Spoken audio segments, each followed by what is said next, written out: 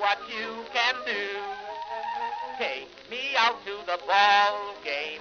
Take me out with the crowd. Buy me some peanuts and cracker jack.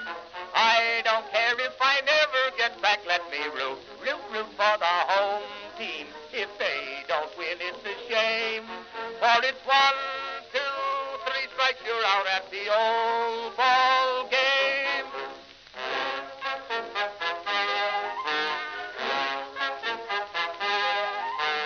Katie Casey saw all the games, knew the players by their first names, told the umpire he was wrong all along, good and strong. When the score was just 2-2, Katie Casey knew what to do. Just to cheer up the boys she knew, she made the gang sing this song. Take me out to the ball game, take me out with the crowd. Buy me some peanuts and cracker jack. I don't care if I never get back. Let me root for the home team. If they don't win, it's a shame. For it's 1, 2, 3 strikes, you're out at the old ball game.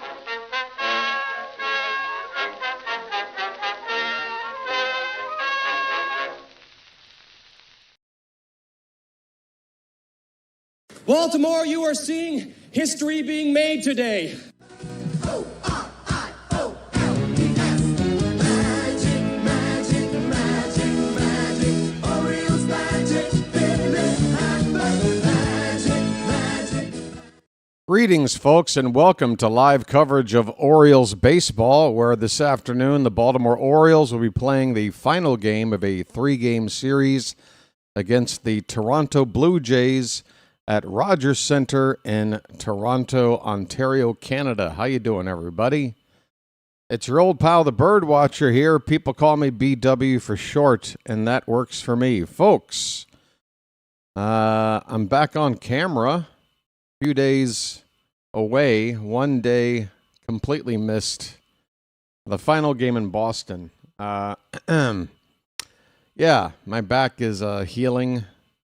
It's still pretty tender, still pretty sore, a little bit of pain, and I'm testing out sitting in this chair again. We'll see how it goes. But anyway, the Orioles are looking to take this series. They won game 1. They lost yesterday. If they do win today, it'll be a very good road trip. Couple of cities, couple of division opponents. We took 2 out of 3 in Boston.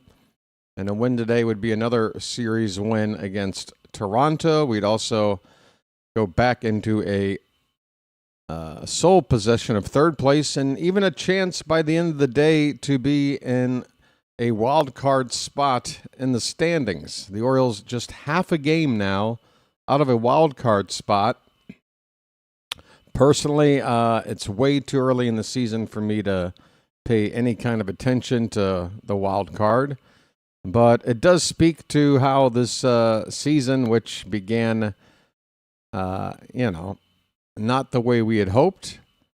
And, time will still tell whether or not this season is going to be a good one. But the Orioles have won 10 out of their last 15 games. We're a few games under 500 with, about 97 games to go. Lots of time to make some noise and get into October, but we got to keep playing the kind of ball we've been playing the last couple of weeks or so, winning 2 out of 3 on average. That's how you win 10 out of 15. You win 2 out of 3 5 times. Look at me and my superior math skills at work. Folks, today we got a pitching matchup that's going to feature Shane Baz going for the Orioles against Kevin Gausman, veteran right-hander for the Blue Jays. We're very familiar with Gausman.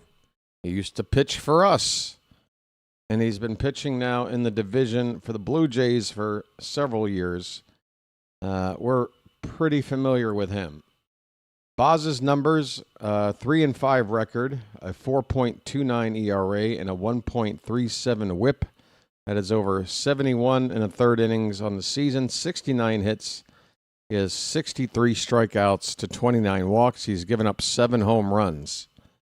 Numbers that are somewhat comparable, but better numbers, it has to be said, for Gausman. He has a 4-4 record with a 3.36 ERA, a 1.09 whip, and 75 innings. He's given up 68 hits, 74 strikeouts, 14 walks, 7 home run balls. So he's pitched a few more innings, has given up 1 less hit, has struck out 11 more while walking less than half the number of walks Baz has. I'd say that's the biggest discrepancy between these two pitchers. Baz has more than twice as many walks, and that's in less innings pitched. Try to keep the walks down today there, Shane. The starting lineups look like this. For the Orioles, leading off playing in left field, it's Taylor Ward. Gunnar Henderson will bat second and play shortstop. Adley Rutschman is going to DH today.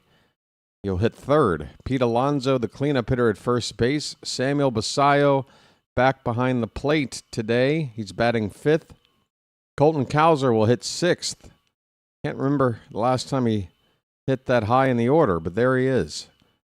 Cowser hitting sixth and playing center field today. Tyler O'Neill is taking up space in right field, batting seventh. Jackson Holliday will hit eighth and play second base. And finally, Blaze Alexander gets the start at third base, and he will bat ninth. No Kobe Mayo, no Leody Taveras. But still a pretty good lineup. For the Toronto Blue Jays, George Springer will lead off in DH.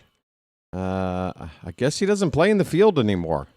I feel like we've only seen him DH. Yohendrick Pinyango is in right field batting second. Vladimir Guerrero Jr. hitting third and playing first base. Jesus Sanchez, the left fielder and cleanup hitter. Ernie Clement, who was a thorn in the Orioles side yesterday, both at the plate and in the field. Clement batting fifth and playing second base. Brandon Valenzuela will hit sixth and do the catching. Kazuka Okamoto, the third baseman, hitting seventh. Andres Jimenez at shortstop batting eighth. And finally, batting ninth in center field, it's Miles Straw. Dalton Varsho once again out of the lineup for the Blue Jays. Okay, both teams with a record of 31 and 34. So it's a big game here today between these two teams. Not only do you win the series with this win, you leapfrog the other team in the standings. Tampa are still in first place. They are a game ahead of the Yankees. Tampa at 37 and 24, and the Yankees at 37 and 26. So Yankees 1 game back, but 2 back in the loss column. They've played 2 extra games over Tampa. Right. We've played 65 games on the season already. We've played 4 more games than the Rays. We need some days off. And honestly, until after the game yesterday, I was under the impression that tomorrow was an off day. I did not realize that the Mariner series coming up at home this week is a 4-game series, Monday through Thursday. So no day off for us for another week. 7 games coming up at home, starting with Seattle tomorrow in the evening. And the Orioles, by the way, do not have any of the pitchers for that series announced. That is because they are waiting to see the status of Chris Bassett. Bassett did not have a good start a few games ago and was out of the game after, I think, 3 innings. He had some issues with his back. Apparently, he had thrown since then, and it's kind of in that gray area of whether or not he's going to be able to make his next start. If he can't, the Orioles will have to scramble and maybe rearrange a few things. So they are going to keep it keep it hush-hush on the starters for this series against the Mariners. Starting tomorrow, again, a 4-game series. You're going to want to at least split that. Seattle's a pretty good team, but we're at home, and we've been playing pretty well. There's a big difference between winning 3 out of 4 versus a 2-2 split. There's also a big difference between a 2-2 split and losing 3 out of 4. I don't know, folks. What else is going on? Let's see. Well, as I said this, in the past 10 minutes, there has been an update regarding the pitchers for the series against Seattle. So Monday is still open. That is the day Bassett is scheduled to pitch, but right now the Orioles are saying we don't know. Tuesday will be Trevor Rogers, Wednesday Brandon Young, and Thursday will be Kyle Bradish. Okay? For the Mariners, the pitchers will be from Monday through Thursday Emerson Hancock, Logan Gilbert, George Kirby, and Brian Wu. 3 of those 4 guys are very, very good, which means the 4th guy will probably be our toughest matchup. Folks, final day in Canada, at least for the first half of the season. The weather looks nice. Partly cloudy skies. Look how blue that sky looks with that Space Needle thingy there. And there it is, folks, the C team of Ben Wagner and Ryan Ripken. Nobody else wanted to go through customs, I guess. Folks, are you ready for some baseball? I'm ready. I'm ready for a fast game today. 2 hours and 15 minutes. That's what I'm looking for. Get my butt out of this chair. Folks, do me a favor. Every inning, say, hey, BW, get up and move. And maybe I can prevent further damage to my awful, awful back. Poor Ryan Ripken. Yeah, I tell you what, David, being a Nepo baby is it's tough work. It's tough. Hey, folks. Happy June. How you doing? Charm City Chat, what's going on? Oh, you know what? I think there's a couple of other notes to go over here. Well, I'll tell you this. Hunter Wendelstedt is the home plate umpire today. That's the crew chief, and he's a veteran ump. You're probably familiar with the name Hunter Wendelstedt, so keep an eye on that. I've got this open right here. Well, let's see what's going on here. If you're wondering, Vlad Guerrero is 5 for 15 with a home run against Baz previously. Springer is just 1 for 12. In his last 4 starts, Shane Baz is holding left-handed hitters to a .206 average. They were hitting .323 against him in his first 8 starts. So there is a statistical glimpse at what is making Baz perform better here last several starts. Gunnar Henderson is batting .353 when making contact on the first pitch, and he's batting .099 when he's on 2 strikes. You know, and this is why he should never be batting leadoff. Gunnar clearly likes to, not wait for 2 strikes. He likes to attack early. And that is not a leadoff hitter. That is the opposite. Gunnar should be hitting in a RBI spot, maybe even second in the order. Not necessarily his best spot. Maybe something like 4th or 5th would make sense with those kind of statistics. Let's see. Kevin Gausman, who we're facing today, In his last outing, he gave up 4 runs over 6 innings against Atlanta. That's not a quality start, but, I mean, the Atlanta Braves are crushing the league right now. 4 runs in 6 innings, really, against the Braves, and not all that bad. Against the Orioles, he's had 8 career starts with an ERA of 4.53.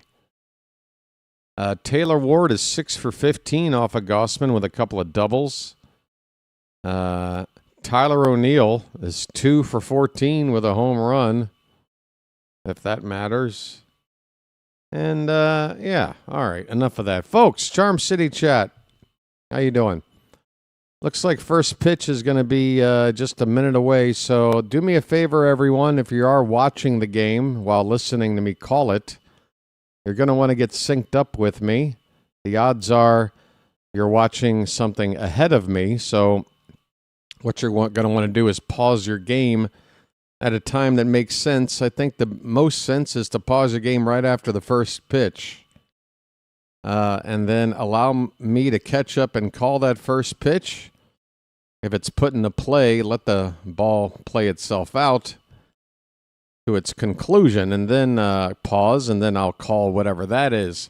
And then you unpause, and you're good to go for the rest of the afternoon. Folks, we all do it, and we're all on the same page. Nobody's left out in the cold. Nobody's getting spoiled. Everybody's happy, okay? All right, Charm City Chat.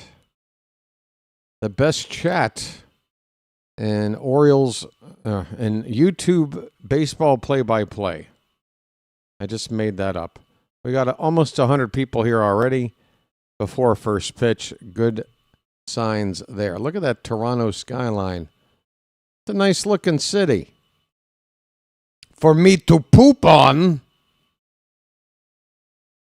Folks, we have George, Matt, Alan, Edward, Anita, Carl. Edward says, hello, good to see you again. Same to you, Edward. The Major, Fly By Night, Bobo, Matthew, Jim, Slater, Rob, David, my buddy David is here. How you doing, man? And Book Doc, Chris, Brian, On Point, Jose, Walter. I think that's everybody. Folks, you guys ready for some baseball? Do me a favor, please. About 70 people here right now have not hit the like button. Not that I've necessarily done much to earn your like, but if you are regular, you know what to expect. Go ahead and just get that task out of the way now. Before we get started, hit that like button, please, at the bottom of the screen. Thumbs up, tap it, you're good to go. Joseph is here. 4GoX. Phantom is here. Church ran late. And torrential rain. All right, Phantom, just be careful now. You're in time for first pitch. Taylor Ward is in the batter's box. Well, he's in the on-deck circle, I should say. Just got my first sharp pain going up my right backside. And that's a good sign that there's only 3 more hours to go. Okay. There is the prop bet today for the Masson broadcast. Over under 3.5 runs for the Orioles today, folks. Bet money. Sports aren't really entertaining unless you lose money watching it. Here's Kevin Gausman making his 14th start of the season, 75 innings, 4-4 record. Blue Jays have got on their powder blue jerseys, shirts, and pants. It's a good look, I'm not going to lie. Yes, sciatica. I hurt my back with sciatica. Gonna take some time to complain about my back. Ooh. I blame my attitude on sciatica. All right, folks. Taylor Ward is stepping into the batter's box. Toot sweet. There he is. Get ready. Gausman steps onto the rubber. And we are ready for Sunday baseball. First pitch of the ball game, swung on, hit on the ground, right to shortstop. Jimenez with a routine play. One pitch, one out. So there you go. Pitch one was put in play. And I told you what happened. Now unpause your game and enjoy the rest of your day. Here's Gunnar Henderson, folks. His name's Gunnar and he's dating my mom. Gunnar is still sitting on 99 career home runs. 99 red balloons floating in the summer. First pitch is outside, ball one to Gunnar. He's batting .225.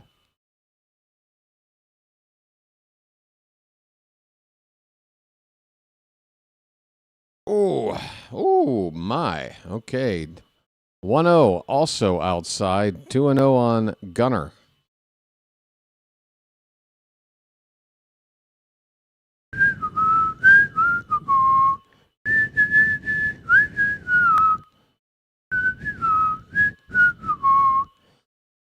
Gunnar goes after a 2-0 splitter that looked like it would have dropped below the zone for ball three. He swung and missed. It's 2 balls, 1 strike. To the second batter of the ball game. The 2-1 pitch. Tapped foul at the plate. And we got a 2-2 count. Invest in an inversion table. I've had one for 5 years, regular use. I live in a tiny, teeny tiny studio apartment. I don't have a room for an end table. I don't know if there's any kind of table I got room for, man. This pitch is off the plate. It's a full count, but thanks for the suggestion. I'll take a look. Nah, I'm going to hit up one of the massage shops around here. A legit one. You can't go too early. You got to wait for the pain to go down a little bit, and they know what to do. Payoff pitch, hit on the ground, foul. First base side. Still 3-2 on Gunnar. Let's get something going, says Anita. Well, Anita, my door is always open. If that's what you want. Here's a ground ball to first. Guerrero has it. He will take it to the bag unassisted. Gunnar is retired. 2 away. Folks, let's get it started in here. Adley Rutschman is the batter. Let the clutch out gently, okay? They take up little space, not a table in a conventional sense. You literally hang upside down. No, I can't do that either. Oh, you're talking about one of those? Where you're hanging upside down like frickin' De Niro in Cape Fear? Nah. Even with a good back, that ain't happening. 1-0 on Rutschman.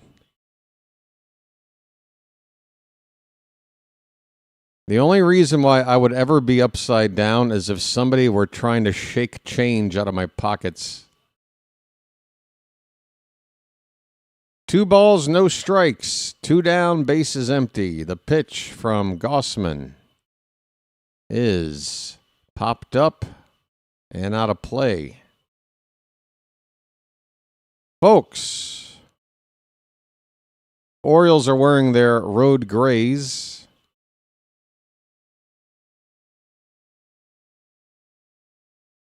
Adley 4 for 23 off a Gausman lifetime. And that swing and a miss makes it 2-2.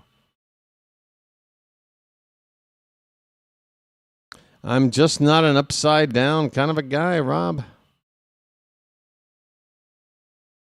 I ain't living in the upside down. What do I look like? Stranger Things over here. 2 balls, 2 strikes, 2 out. The pitch. Ball 3 in the dirt. Folks.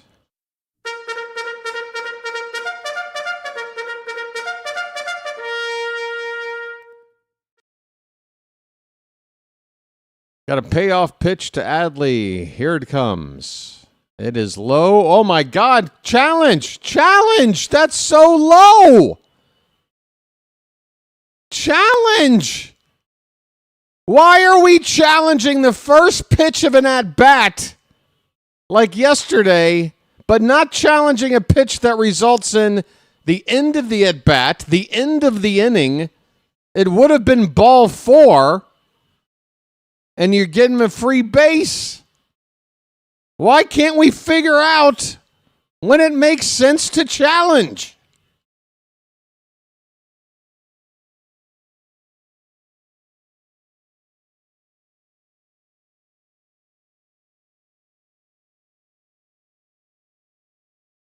And Adley's our catcher, man.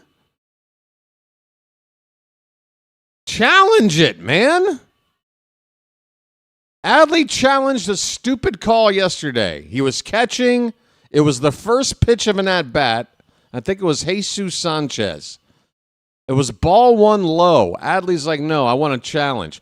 But there's not enough on the line to challenge it, even if you're right. So the count would be 0-1 instead of 1-0. With virtually no other big situation on the line. Like, there wasn't bases loaded or... It was just a batter up, first pitch. And he's calling for a challenge. And we get it wrong, which then makes us feel hesitant to use the second challenge.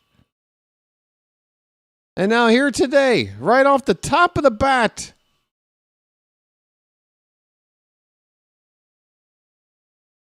there's a situation again. If you challenge, if you're right, not only do you not get struck out, not only is the inning not over, you're given a base. There's such a giant difference. That's when you challenge.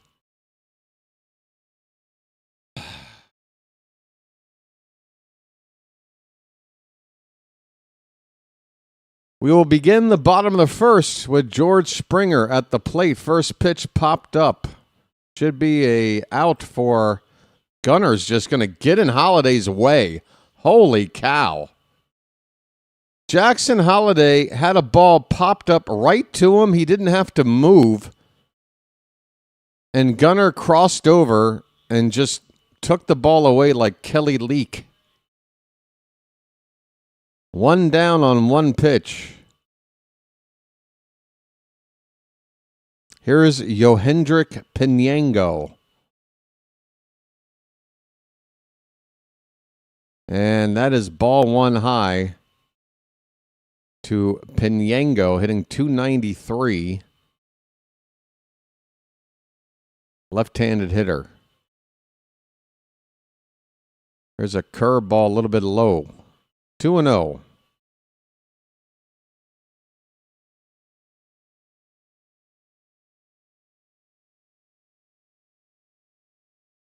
That was egregious from Gunner there. I bet you Matt Holliday is sitting somewhere right now screaming at his television. There's a called strike. Fastball at 94 from Baz. 2 balls, 1 strike on Pinango. Which sounds like a card game that I've never tried. Here's a foul ball, 2-2.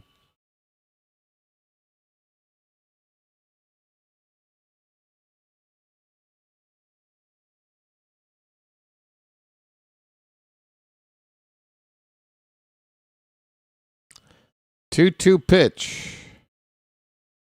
It is up and in, and it's fouled away. And that got a piece of Sammy, and we know what happens when Sammy feels anything. It's going to look worse than it is. He'll be given a minute to collect himself. Hunter Wendelstedt is out to talk to Baz, the pitcher, and they're having a laugh as they buy Sammy a little bit of time.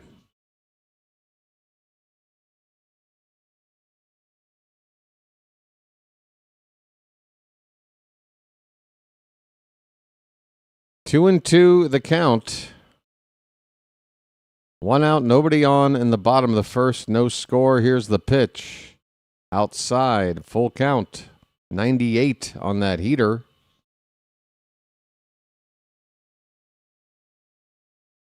Stroke up Guerrero when we got it. That sounds X-rated there, Jose. Are we allowed to do that? Base hit in the left field on a knuckle curve. Penyango goes opposite field for a one-out single in front of Guerrero. All right. First base runner of the day for either team. Here comes Guerrero.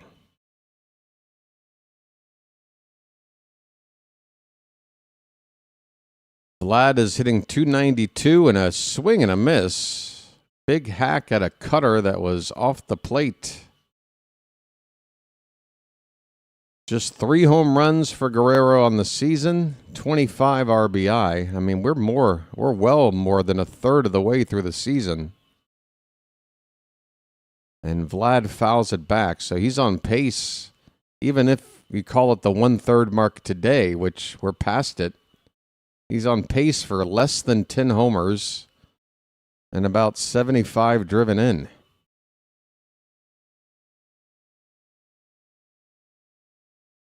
This guy just signed a huge contract extension before the season started. This ball's hit in the air to center field. Backing up is Cowser, but he'll have room. One step onto the track and center. He'll make the catch. 2 down.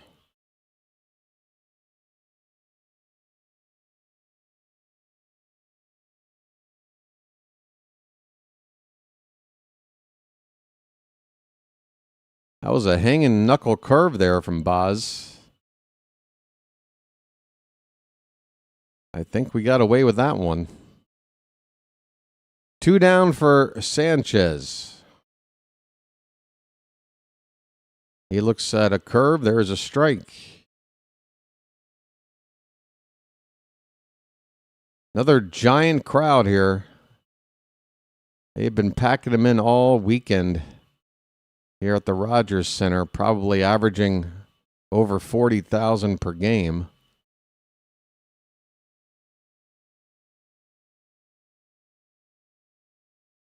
And that's not counting the people in the hotel rooms back there. Wonder what they're up to. Here's a ground ball to Alonso. He'll call off Baz and take it to the bag himself. The inning is over. Blue Jays get 1 base runner on a base hit. And he's left stranded. We go to the second inning. No score. No score, no score, no score. Folks, that's 2 straight games we haven't scored in the first inning. We're washed. Slater, I know you're joking. You got to be joking.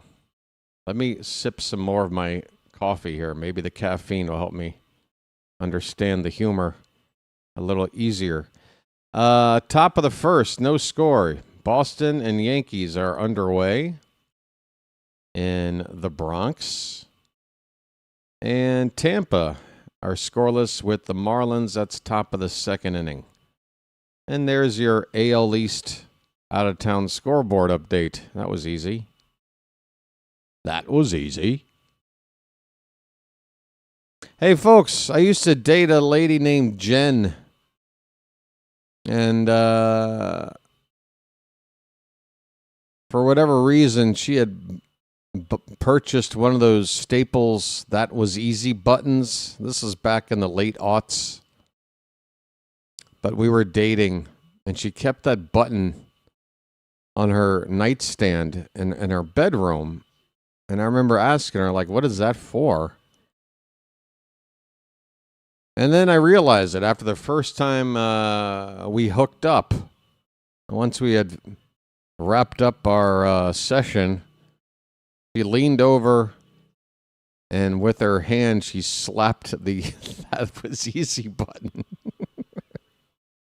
and went to sleep. Boy, was she a trooper. I'm like, you know what? That was easy. Thanks for the acknowledgement. Folks, Pete Alonso's up. Top of the second inning. Well, David, we don't have to dox her, do we? Jeez. David. What? David. Oh, my God. 0-1 on Alonso. I know, but come on, man. Why did she have to give that detail?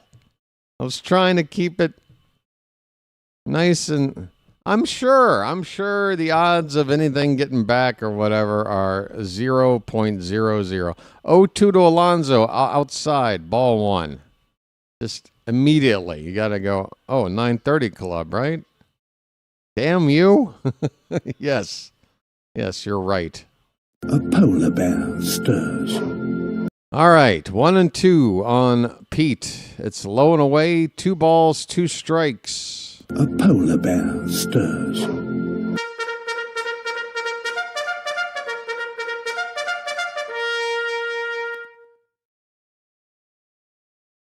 The 2-2 pitch, inside, full count. Well, now that cat is out of the bag, maybe I should bring up the way we broke up, because that was even funnier. 3-2 on Alonso.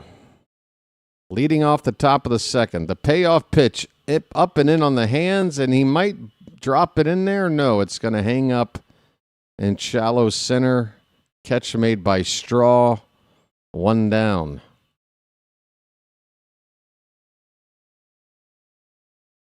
Did she have a dinner bell on the nightstand? I don't think there was room for that. What with the lamp, the That Was Easy button, the pack of Lucky Strikes, and the KY jelly. I mean, there's a lot of... There's only so much space on a nightstand. Folks, here's Sammy Basayo. First pitch is ball one. Sammy. And the next pitch is a strike. Fastball at 93. I want to hear the breakup story. Do ya? Do ya?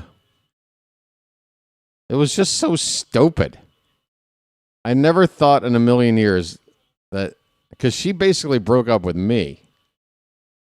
Which is hilarious because I cannot commit to any relationship for very long before I get claustrophobic and I want out.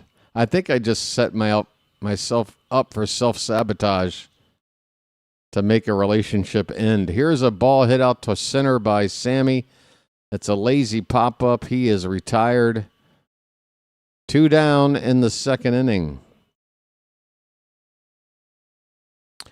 BW needs a shelf. For what? All of my trophies?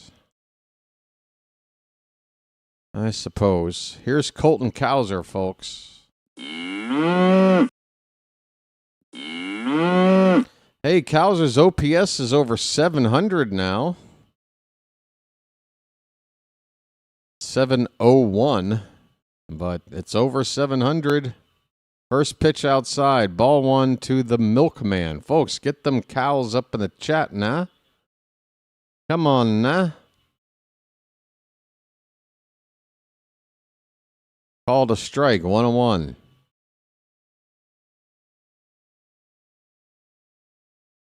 Get them cows up now. Or the milkmen. 1-1 is outside. Splitter from Gausman. The breakup story. Well, it was Halloween, or it was a night or two before Halloween. That's where the story starts. Hey, did they call that a strike? Okay, Cowser just challenged. Good, because Wendelstedt missed that call badly. This isn't as important a situation as the one Adley failed to challenge, because Cowser can still have a 2-2 count to work with. But he didn't see it was a ball. He did challenge, and he's right. It's 3-1 now on Cowser. And he gets a 3-1 fastball up and fouls it away.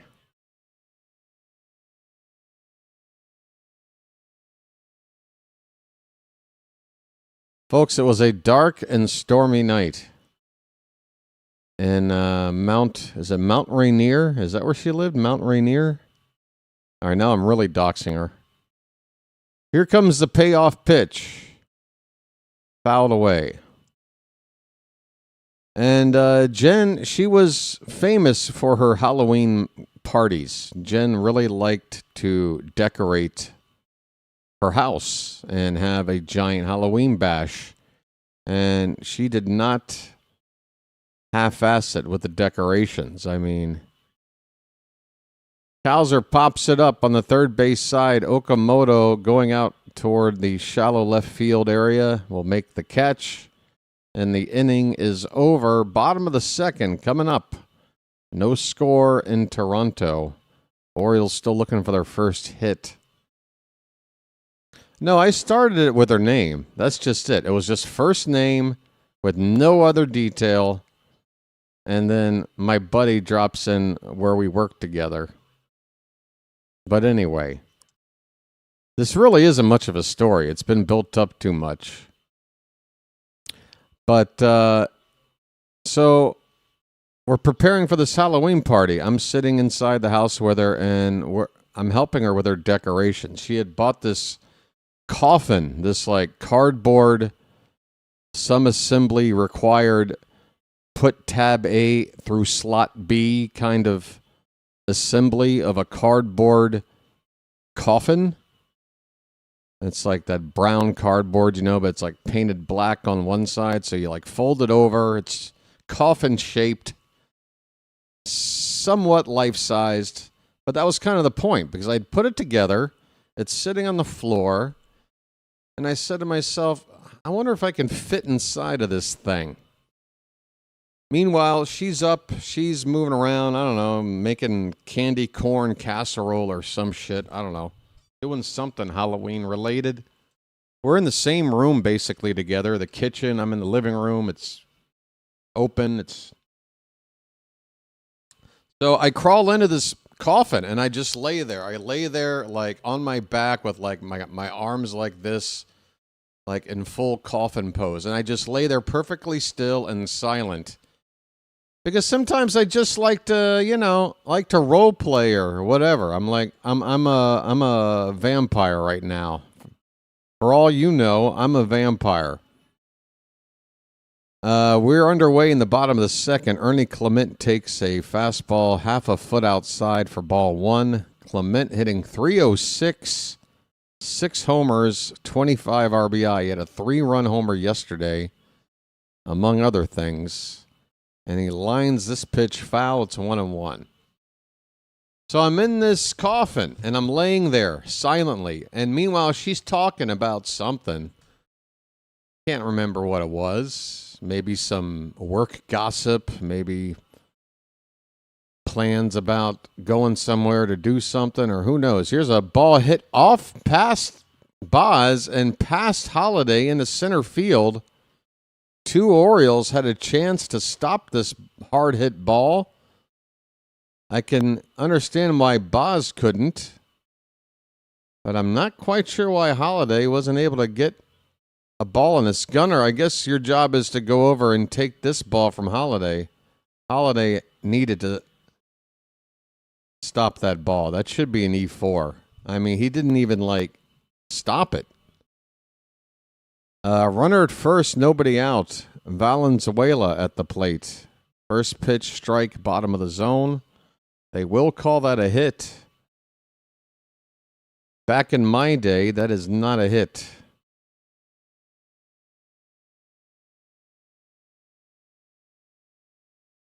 The 0-1 to Valenzuela. Hit hard in the right. That ball's trouble if it's fair. And it is a foul ball. My goodness. That was close. Right, so again, I told you this wasn't much of a story. So she's talking, and I'm laying there silently, and at some point, I guess she asks me a question, or what do you think about that, or something, and I didn't answer. I just continued to play the role of a vampire, resting in his coffin, just silently, my eyes are open, staring straight up, hands like this. I'm just getting into it. So she starts to walk over to me, and she's like, why aren't you answering me? And I'm still just playing my role. And within 2 minutes, she had cussed me out, told me to leave, and then she broke up with me.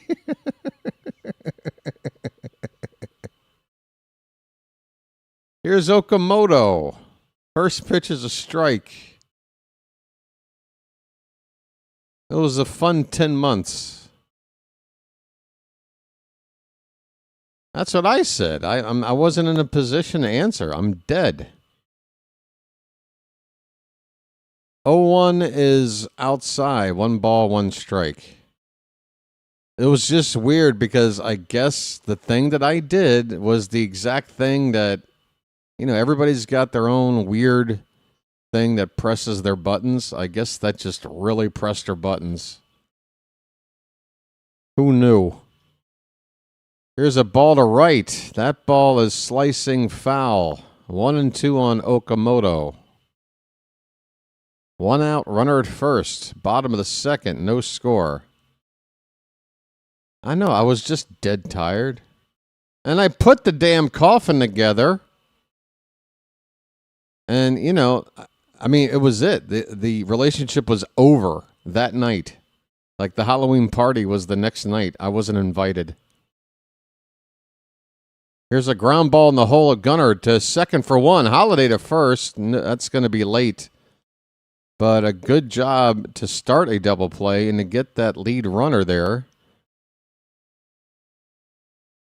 Gunner had to range to his right. Go to a knee, backhand, and throw a strike to second quickly. Orioles get the lead runner. It's a fielder's choice for Toronto. 2 down, runner at first for Andres Jimenez. And he pops it up. Foul ground, third base side, out of play. Yeah, in hindsight, I think we both... I think we did the right thing in that one. It was never meant to be kind of a thing. Work buddies hooking up. But it was fun until that night. 0-1 pitch. Foul back. 0-2 on Jimenez.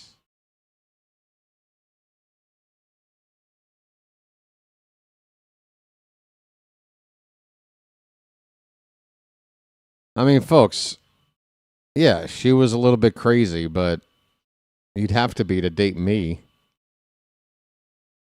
0-2 pitch is head high, 1 ball, 2 strikes.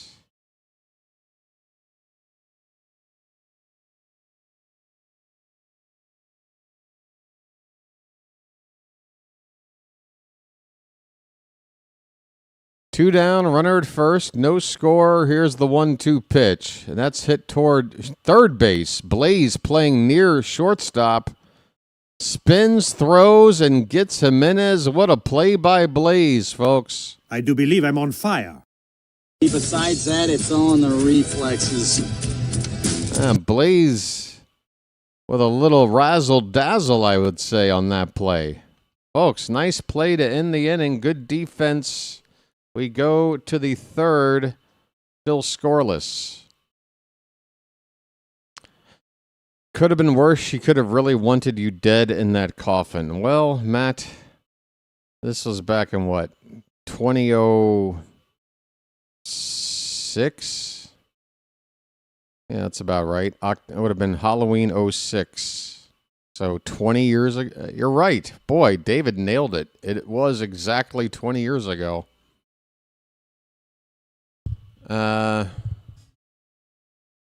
Yeah, honestly, I was trying to set up like a sexy coffin session. I'm like, honey, get in here in the coffin with me and let's christen this thing, you know? But apparently my role playing was so effective that she got freaked out. Oh my God.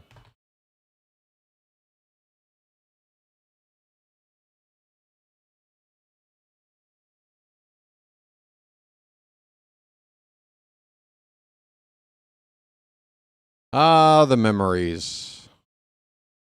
The memories, and sometimes the memories.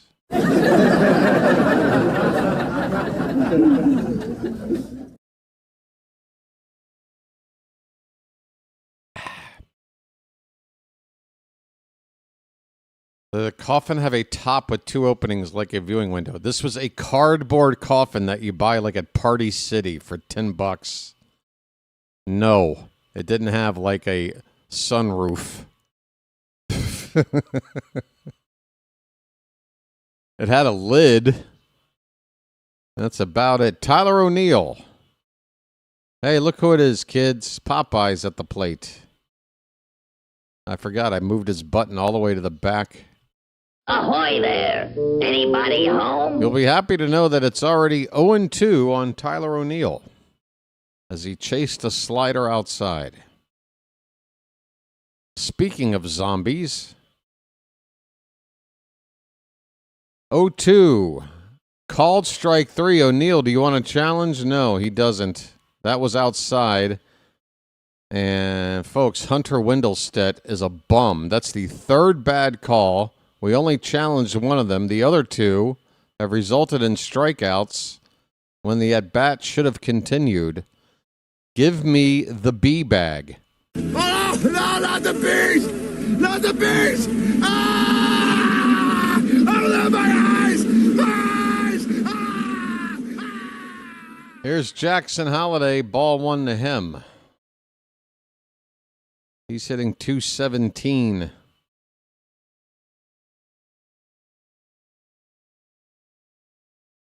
That pitch, a hair low. That might have been a borderline strike.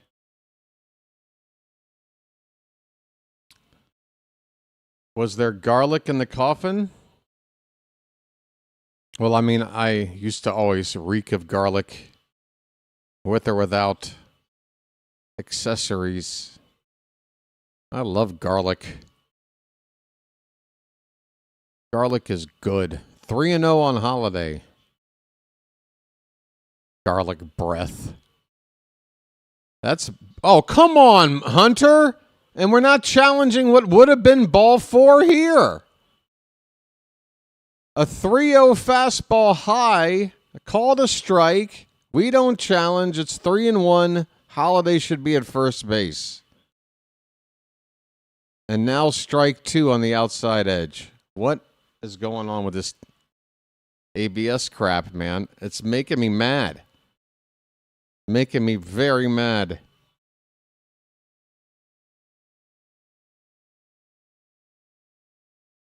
I'm hearing Ryan Ripken go, unless you feel comfortable challenging this early. We have been comfortable challenging early. Now Holiday just struck out. He should be on first base.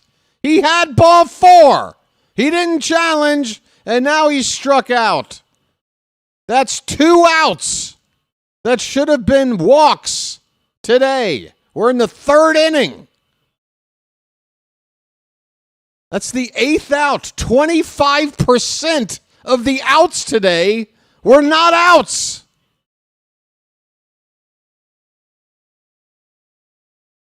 Blaze Alexander, swing and a miss.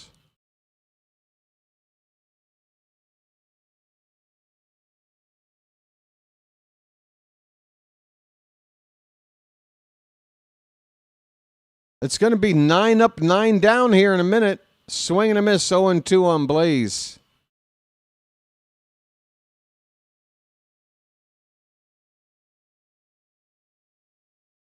Two walks. 0-2 on Blaze, the pitch. That's low. Are you sure, ump?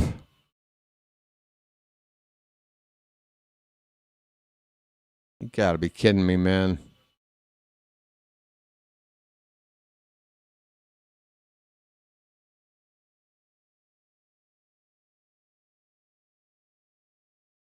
One and two on Blaze. 2 down, bases empty. Top of the third. The pitch is high. It's 2-2.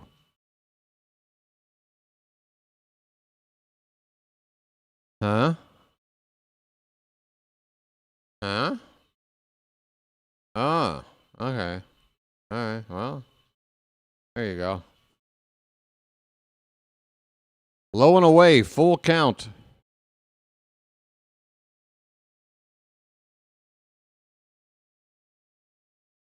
Taylor Ward would be next.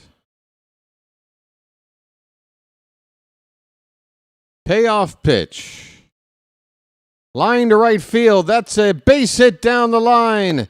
That ball is cut off before it gets to the wall. The throw towards second is late. Blaze is in there standing. And who knows, if Holiday's on at first with 2 down, if he's running hard on contact, might come around to score on this hit. Might have a lead right now. 2 out double. Splash it up. Splish, splash, I was taking a bath.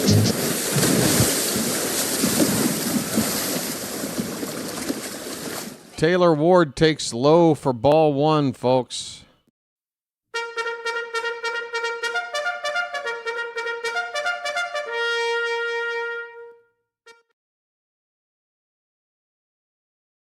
Runner at second, 2 down. And low and away, 2-0. So that's the first base runner of the game officially. Nothing the ump can do about that double to take it away. Gausman closing in on 50 pitches. Number 49 of the afternoon is low and away for ball 3. 3-0 to Ward. All right, how's this for a recipe? Ward gets his customary walk, and then Gunnar comes up and hits a Weaver special for career homer number 100. How's that sound to you guys? 3-0, popped up. No, on 3-0? And a basket over-the-shoulder catch and foul ground made by Guerrero on the first base side ends the inning. 3-0. And we pop up foul. Okay. Somebody needs to rally the troops here, folks. I'm not liking what I'm seeing from the offense here today. And it's not even necessarily that they can't get to Gausman. They're just making, I would say, some situational errors. Situational errors going on right now.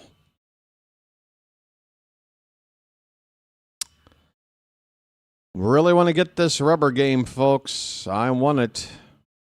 I've had a pretty rough week here. Hey, folks, what do you say while we have a commercial break that you folks out there help out the channel here for just a moment. 1 moment of your time, please. We have about 150 something people in the room. That is more than half the room that have yet to hit the like button. That's a lot of you. If only a fraction of the people who have not hit it, we can get up to 100 likes. Triple digits. That's kind of a baseline here, folks. Let's work on it. We've got time. Tap that thumbs up, please, at the bottom of your screen. And might I also point out to those watching that are not subscribed to the channel that you should consider subscribing and join the BirdWatcher community. It's free. There's a button below as well. Shouldn't be too far from that thumbs up button.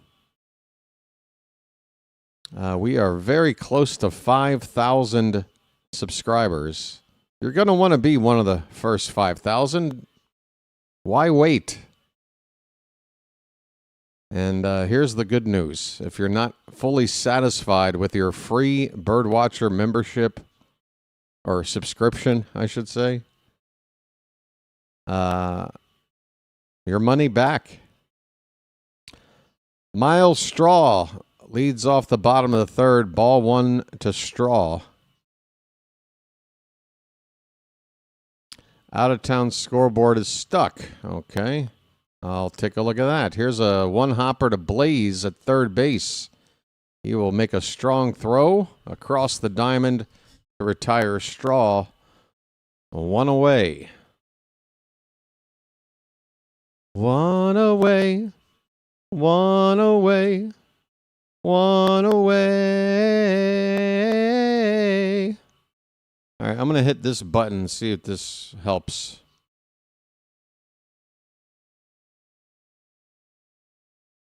See if that helps. Here's George Springer, and he lifts off to left field. That ball is going to hang up there, though, for Taylor Ward. He makes the catch in front of the track. 2 down. Baz is getting some quick outs here.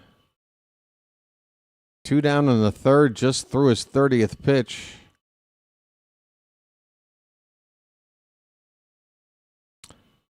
BW, I hope you don't change after 5,000 subs. Well, this shirt is starting to get a little dingy. Oh, you mean like my personality and stuff? Unfortunately, that has not changed since 1984. Folks, 0-1 to Pinango. Popped up. Should in the inning. Cowser is waiting, and he's got it there in the middle of center field. The inning is over. Shane Baz, what is that, 32 pitches to get through 3 shutout innings. He's doing his thing, folks. Our offense, hello.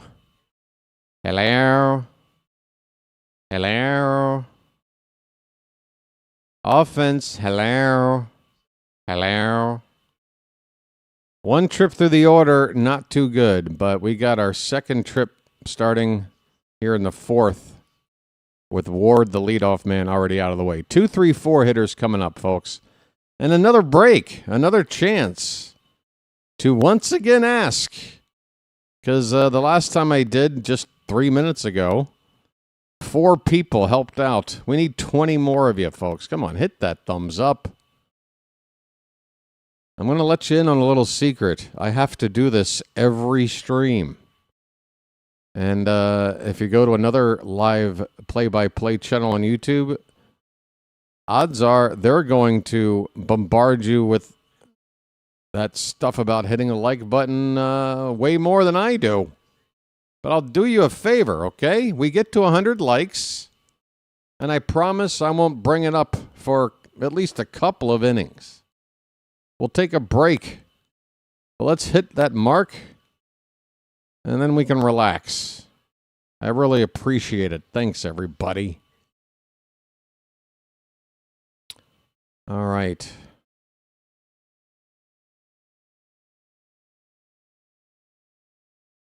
That didn't help either, did it? Oh, we're 13 away. We're almost there. Folks, downtown Toronto. I've been told this city is rather expensive. No wonder I've never been there. Except for like a couple of hours. Here's Gunnar Henderson, folks. First pitch swinging, and he missed a fastball. Thank you, Edward, for number 84. His name's Gunnar, and he's dating my mom. Yeah, Slater, I try to make a point to never use the word smash for the like button because it is just so... Ugh.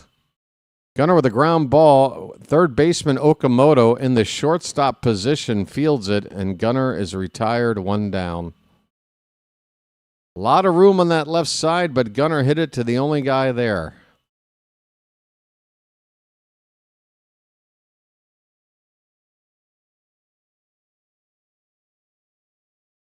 One down for Adley. And he's got plenty of room on that left side if he can go that way. First pitch outside, 1-0 to Rutschman. Let the clutch out gently, okay?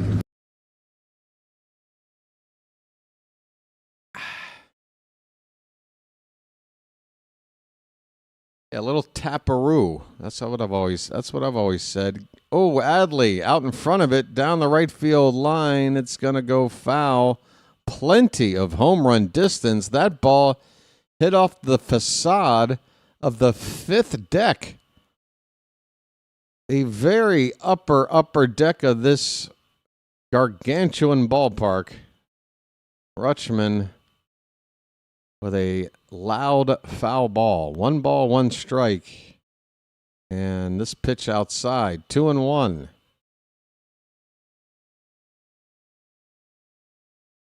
You like the no facade persona? Well, just because you said that, here's a facade.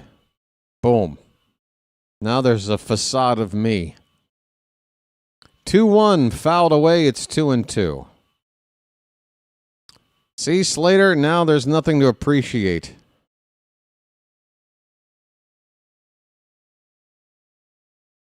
Hey, it's like that scene out of, what's that horror movie where like the demon like leans over from behind the guy's back?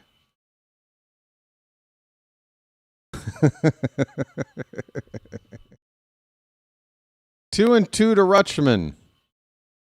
Grounded toward Okamoto. He makes a play on the run, and he gets it to first in time. Rutschman's gone. 2 down in the inning.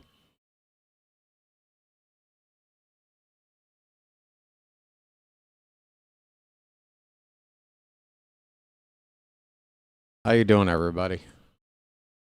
This is the kind of thing I used to do with that ex-girlfriend. I would just...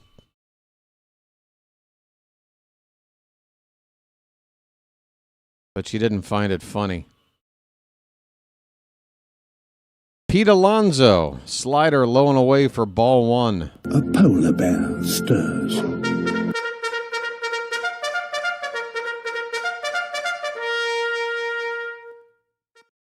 Two down, nobody on. Top of the 4th, no score. The pitch, swing and a miss.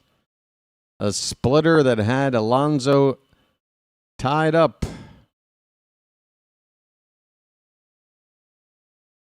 One ball, 1 strike. Alonso over his last 18 games has been doing very well, hitting 324. 324. 2-1 now.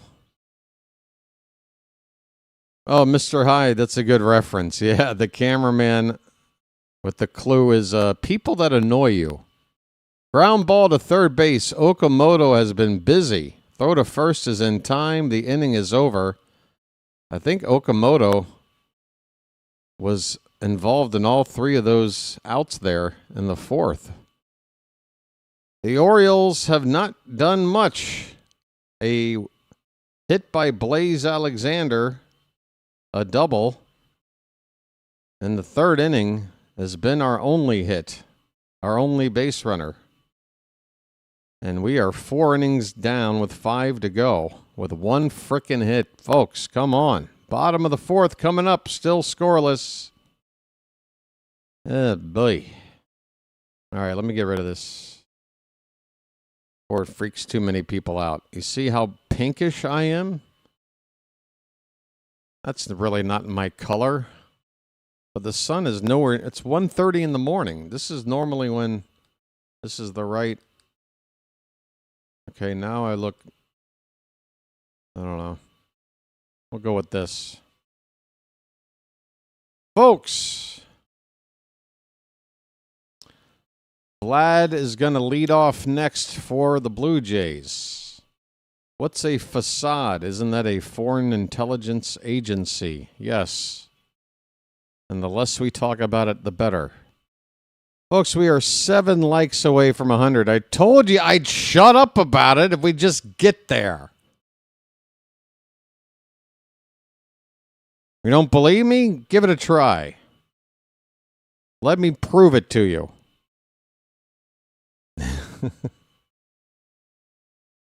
Hey, there's an Oriole older couple hanging out with a couple of obnoxious hats, looking good. All right. Oh, apparently got a chance to meet Albarnez earlier. Hey, Albarnez is rocking a shirt that I guess is showing off that newest celebration, the hand wings. Guerrero with a line drive right to Holiday, who makes the catch on a knee on a sinking line drive by Guerrero, nearly 110 miles an hour off the bat. Holiday able to make the catch.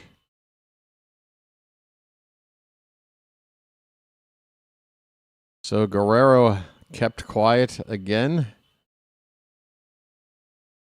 Jesus Sanchez takes a first pitch fastball, middle up in the zone for strike 1.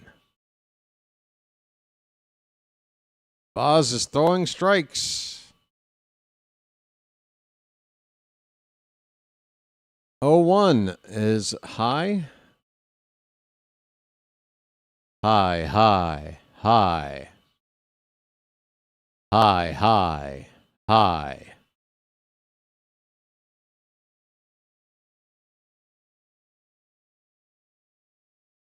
That is a strike.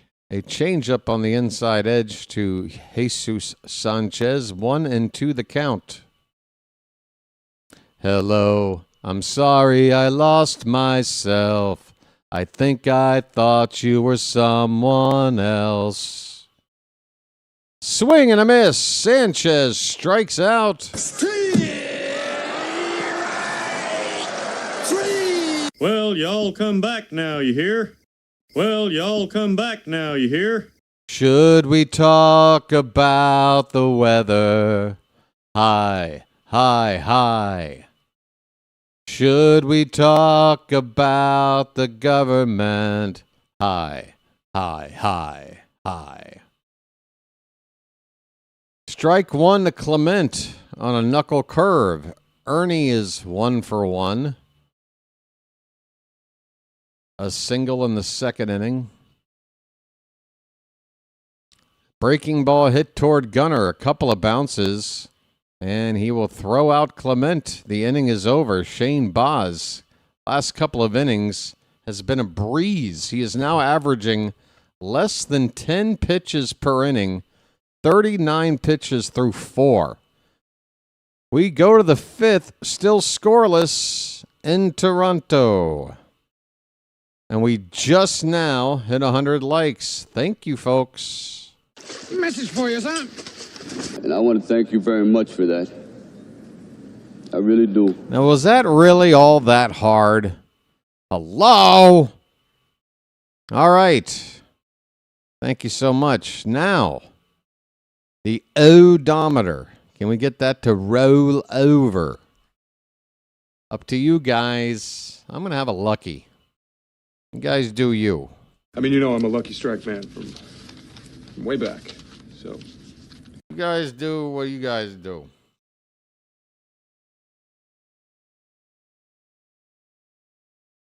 I got my own thing going on over here. By the way, I know I look disheveled as shit. Trust me, I know. The beard, extremely unkempt. I'm wearing what should be a sleep shirt only style shirt. I debated whether or not to even go on camera today because I'm still feeling pretty lousy. But hey, I've grown. I've grown with you folks over the years here. I know now that you're willing to tolerate when I phone it in from time to time. I don't put on my best face.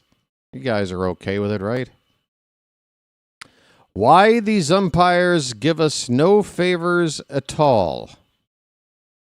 I don't know. Maybe we're not pleasing them the way they want to be pleased. I'm not sure. Folks, 5th inning. The Orioles have 1 hit. The Blue Jays have 2. We got Sammy up. First pitch is a splitter. Breaks outside for ball 1 to Sammy. Sammy.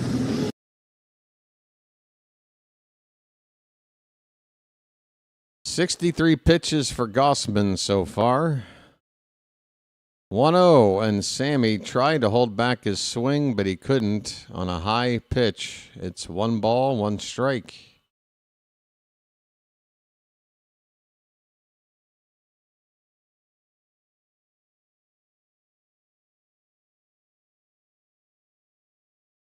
It's Cowser coming up after. Swing and a miss. High fastball. Maybe a foul tip there by Sammy. It's 1-2.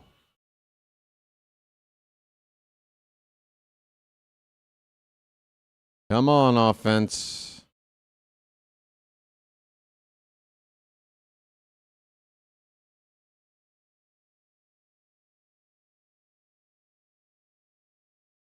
One ball, 2 strikes. The pitch, swing and a miss. Sammy goes down. And why is Sammy, what is he doing? After that swing, Sammy acts like he's wincing again. He doesn't run down the first on a pitch in the dirt. He's still looking like he's grimacing. About what now?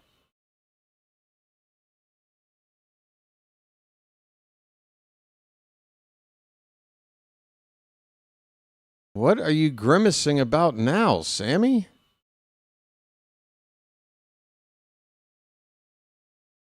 Here's Cowser getting in one to right. That ball's up. That ball's gone! Bye, birdie! Folks, blink and you missed it. Colton Cowser with a frozen rope into the Oriole bullpen and right.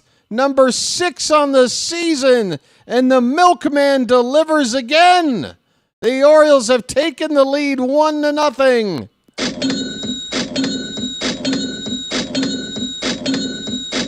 Folks. It's magic, you know. Oh, it's magic. On a magic carpet ride.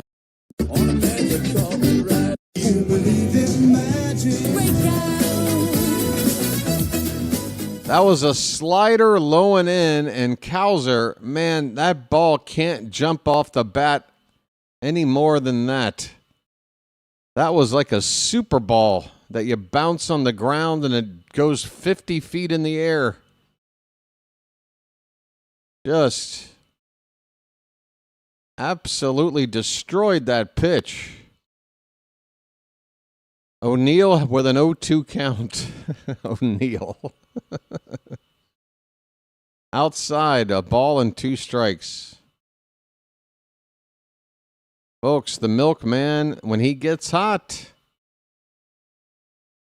he's picking some wax out of his ears right now. That's a good look. 1 ball, 2 strikes, and O'Neill pops it up on the infield. Okamoto has a play, and O'Neill hits the ball about 50 feet. 2 down.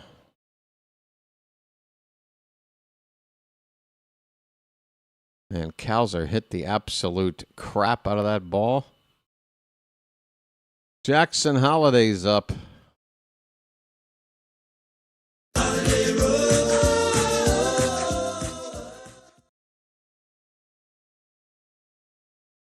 Holiday should have walked his last time. Instead, he watched a bad call and didn't challenge it and then struck out. 0-1 right now on Holiday.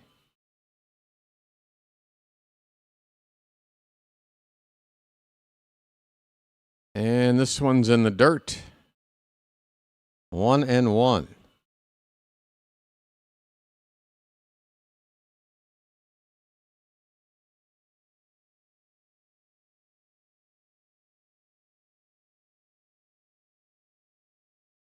Gausman kicks and deals, and Holiday gets into one to right center. That ball's traveling. That ball is going to hit off the top of the wall, and it rolls away. Holiday's hitting second and going for three.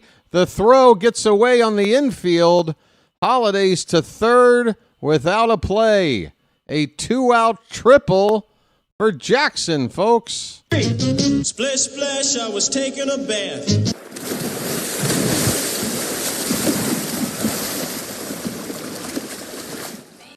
Holiday. Got a splitter. And split the outfielders with the ball.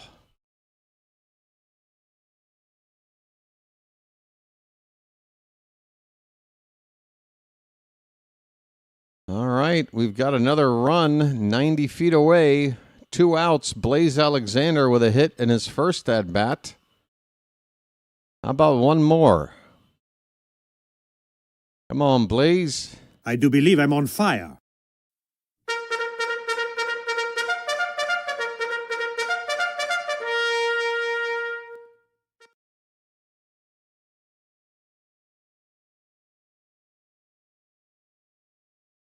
One nothing Orioles, top of the fifth. A run in and another one 90 feet away with 2 down. And the first pitch is a strike. Valenzuela, the catcher, popped up, ready to throw over to third, but only gestured a throw, did not actually throw down there. Careful over there, Jackson. There's 2 away. No need to take a huge lead. Swing and a miss. It's 0-2 on Blaze. Got a fastball right in the middle of the zone there. A double and an error, really. They did flash triple on the Masson scoreboard, but of course that doesn't mean anything. They could have maybe originally said that and made a quick switch.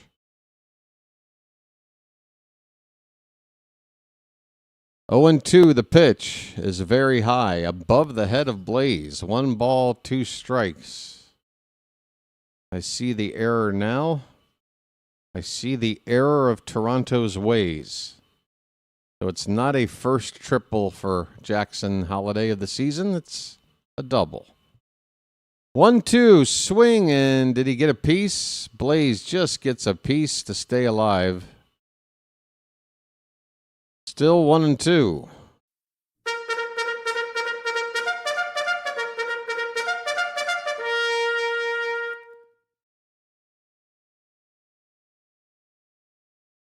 Come on, Blaze, just doink one somewhere.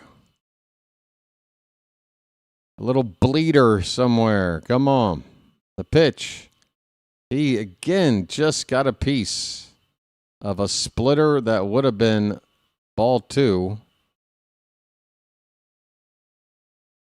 Blaze hanging tough. Gausman about to throw his 80th pitch.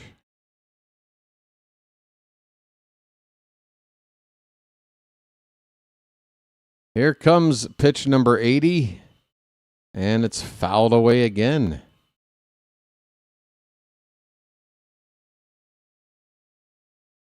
I love a good long at bat with a lot of foul balls that ends up with a base hit. Come on, Blaze.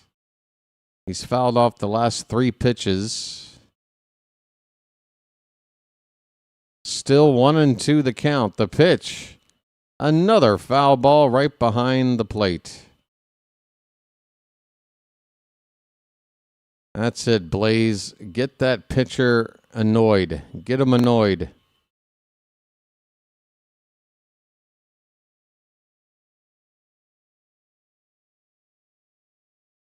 Another 1-2 to Alexander. He reaches for one to right center. That ball's traveling. That ball's going to get down for extra bases. Holiday can crawl home. Blaze to second. His second double. This one drives in a run. It's 2-0.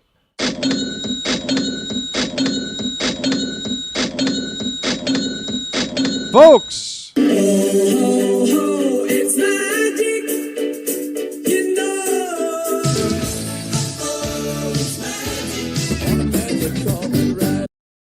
What a swing by Blaze on a slider low and away. He went with it with some power. That ball really traveled.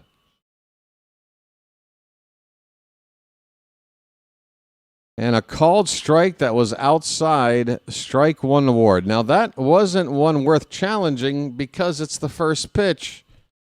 But we did miss a chance to correct it. 0-1 on Ward.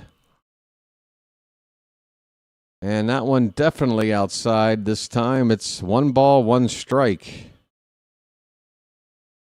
Taylor? What an at-bat by Blaze. Fouling off pitches and then doing what he did with that pitch. Good stuff. There's a strike, a heater to Ward at 94. 1-2 the count. 2 runs in for Baltimore here in the top of the 5th. In this rubber game, trying to take 4 out of 6 on this road trip and win back-to-back series on the road against division opponents. Sounds good when you say it, doesn't it? That one's fouled away. Gausman now closing in on 90 pitches. 1-2. That one's lifted to left. Taylor Ward! Forget about it! Bye-bye, birdie! Second home run of the inning. Back-to-back home runs. It's 3-0 Baltimore. Ward just his 3rd of the season. I hope he's got another 25 in him, folks. Oh, that's a 2-run shot. I'm out of my damn mind. Wait a minute. Holiday was batting. Wait, no, Blaze? What? Blaze had a double. I'm out of my mind. It's a 2-run homer. Folks, I'm out of my mind. It's 4-0 Baltimore. It's magic, you know. On a magic carpet ride. You believe in magic. Boy, this inning has really worked out nice with 2 down. Gunnar fouls off a 1-0 pitch. This was a splitter that not where you want a splitter to wind up. Ward. Just his 3rd home run, man. Check swing. And did he foul that off? He did. It's strike 2 on Gunnar. So now 90 pitches for Gausman. This could be his final inning. I think it probably will be. Inside. 2 balls, 2 strikes, 2 out. 4 runs in for the Orioles. On a homer, a double, and another homer.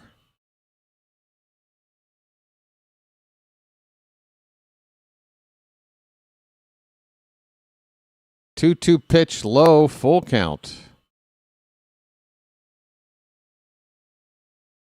There is a lefty up, Adam Macko.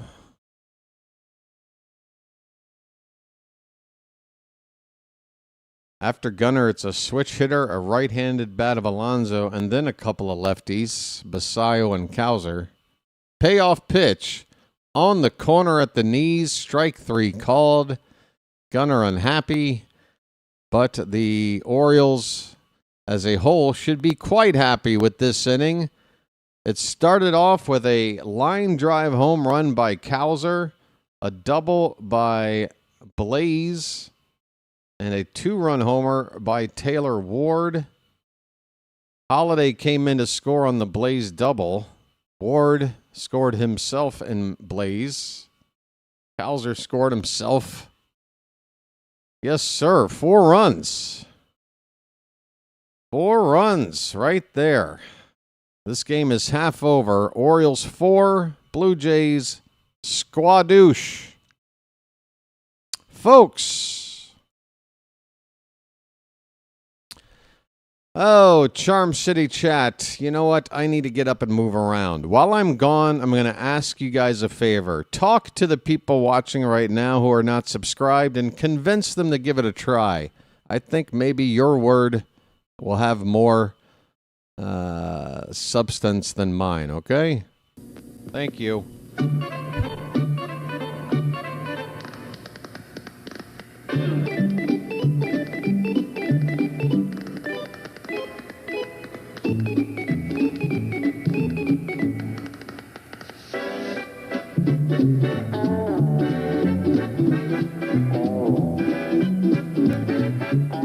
He met a strange friend in the Chesapeake.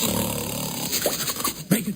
Bacon! Where's the bacon? I smell bacon! Bacon! Bacon! Gotta be bacon! Only one thing smells like bacon! That's bacon! Bacon, bacon, bacon, bacon! There! From that bag! What's it say? I can't read! Please, please, give me what's in the bag! Chewy, yummy, smoky bacon! There you go.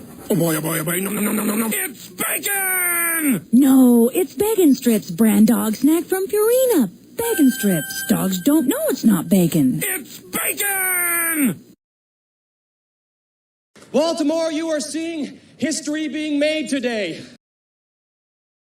All right, back underway in the bottom of the 5th. And Baz's first pitch to Valenzuela, low for ball 1. 6, 7, 8 batters due up for the Blue Jays. The 1-0 in there for a strike. 94 on the heater.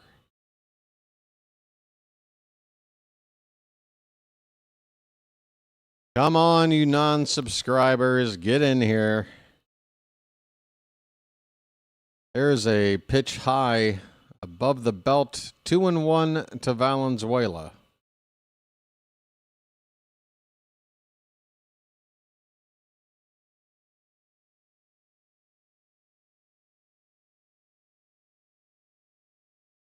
Two-one is high, 3-1, and not often today Baz has fallen behind a batter at 3-1, if at all. That's how you throw less than 10 pitches per inning. You don't get in accounts like this. 3-1 pitch. That is not close. Man, Shane Baz, maybe he sat for too long with that 4-run rally. He just got himself some nice run support, and he issues a free pass. First batter he sees after getting that 4-run lead. Let's hope he settles down. Here's Okamoto.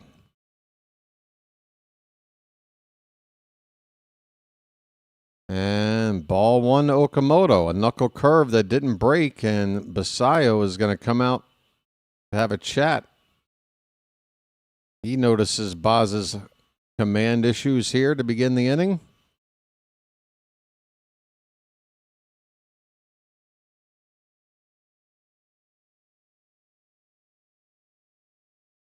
Folks, the Orioles are giving away a soccer jersey Saturday, June 13th against the Padres. Folks, if you want a jersey that does not have anything resembling Oriole colors on it, looks more like a Crystal Palace jersey, if anything, red and blue, then go to the yard on the 13th. Swing and a miss on a fastball. We're back underway. Okamoto with a count of a ball and a strike.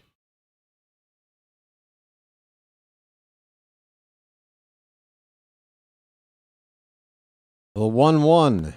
Oh, he got him to chase one well outside. 1-2 on Okamoto, who I believe Phantom pointed out yesterday was tied or at the top of the league for most strikeouts by a batter. He strikes out a bunch. 1-2. Oh, come on. That is on the corner. We don't want to challenge that either. That would have been strike 3. Again, think about what the payoff is if you're right. And that's, God, broken record over here. 2-2, fouled off. We'll do it again. Runner at first, nobody out, bottom of the 5th. Is that not DC United colors? Yeah, they are DC United colors. I don't know what that's got to do with the Orioles. I mean, if you want to tie in soccer with Baltimore, then give me a Baltimore Blast design. So yeah, there's red and blue with probably a little bit of white. So you got that American flag, USA, whatever color scheme. Closest team. It still means nothing. It means nothing, Phantom. Don't try to rationalize this. It's a dumb design. 3-2 to Okamoto. Swing and a miss on a pitch up and in. See you later.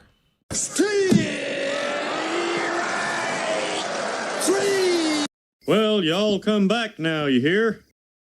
Well, y'all come back now, you hear? I mean, how difficult is it to just put a little orange in your jersey? It's not like orange isn't allowed in soccer jerseys. Look at the Dutch national team. They're literally called the Orange. Here's Andres Jimenez. He's got a strike. I'll be back on camera in a minute, folks. I'm busy powdering my nose. There's a swing and a miss. It's 0-2.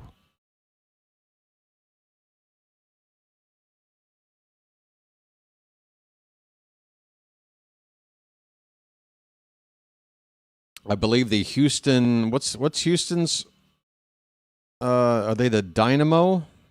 They're an orange. That's a MLS team with an orange primary color.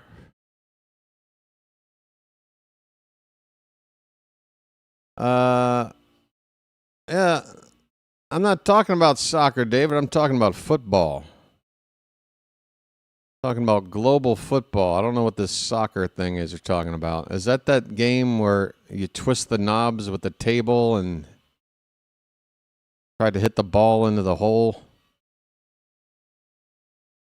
Hey, 2-2 on Jimenez, folks. Runner at first, 1 out. We're in the bottom of the 5th. Cocaine is bad, okay? 2-2 pitch. Swung on, hit a little bloop into center field. It's a single. Valenzuela will stop at second. And the Blue Jays have 2 on with 1 out. Yes, football.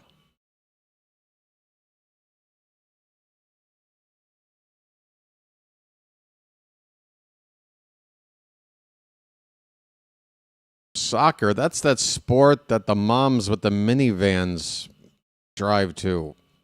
I'm talking about football. Miles Straw at the plate, folks. The number 9 batter. Can we get out the number 9 hitter, please? Because this is kind of important. 2 on, 1 out. And it's ball 1 to Straw. He's 0 for 1 today. Grounded out in the 3rd. The pitch. Little ground ball. Gunner has to charge. Flip to Jackson and no return throw, and I'm glad because Straw gets down the line fast, and that play was slow developing. The Orioles get the middle runner on a fielder's choice that puts runners at first and third with 2 down. Top of the order for Springer. Big moment in the ball game here. The Orioles trying to keep it a 4-run lead. The Blue Jays trying to get something to get back into the ball game with their leadoff man at the plate. He's 0 for 2. Come on, Shane. Yep, Blackpool. Where's orange? Blackpool made it up to the Premier League way, way back about, 12 years ago now. Charlie Adam was on that squad. Blackpool's an absolute dump. Here's a ball hit out toward right center field. Cowser says he has it, and he will cut off O'Neill in the gap to make the catch, and even checks on O'Neill after the catch to make sure everything's copacetic. Cowser is a good baseball player. Folks, that ends the inning. The Blue Jays get a couple of men on, but nobody scores. Shane Baz has now gone 5 scoreless innings. On to the 6th. It's 4-0 Baltimore. Folks, yeah, Blackpool, if you need a comp, Blackpool is like Myrtle Beach in England. It's the Myrtle Beach of England. You know, kind of like, yeah, it's a popular vacation destination, but is it like any kind of a paradise or resort? No. Just littered boardwalks, run-down amusement park rides, overpriced T-shirt shops with decal designs that'll fade after 2 washes, a lot of food on a stick. It's that kind of town. Blackpool, folks. Give it a shot. I've seen Holiday put a few in his pocket in this series. Every time the right call. Glad to see he's making smart decisions. Growing as a defender. Yeah, just the physical stuff. Again, that ball hit up the middle near the start of the game. They didn't give him an error on it, but and I'm not saying it was a routine play, but I mean, it was hit right at him. The glove was right there. You got to at least prevent the ball from going through. I always point to defense first. I know we were talking about Mayo the other day, Phantom. You know, not everybody can be a DH. So I can allow for one guy on our team to, defensively not have anything to offer you and just DH him. But everybody else needs to be average or above average for me. That's the kind of team I want. Adley Rutschman. Not Gold Glove. Well, of course. I mean, not aluminum glove. Want to know on Adley? Yeah, I mean, there's growth going on with Hala, and another reason again that I think we agree. Why screw around with playing him at third base at all when he's still trying to nail down second. 1-1 pitch is a strike to Adley. So Adam Macko in the ball game for Gausman. Gausman goes 5 innings, gives up 4 earned runs on 5 hits, didn't walk anybody, struck out 5. The Orioles made the most out of what they got off of him. 4 runs, and they've only left 1 man on base. Oh, yeah. I think I saw something that said Jackson is still the 10th youngest player in the league. So, yeah. Of course, Sammy would also have to be top 10 then. It's a ball and 2 strikes on Adley.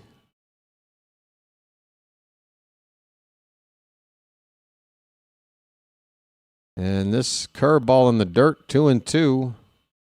Let that clutch out, my friend. Let the clutch out gently, okay? Nice and gentle now.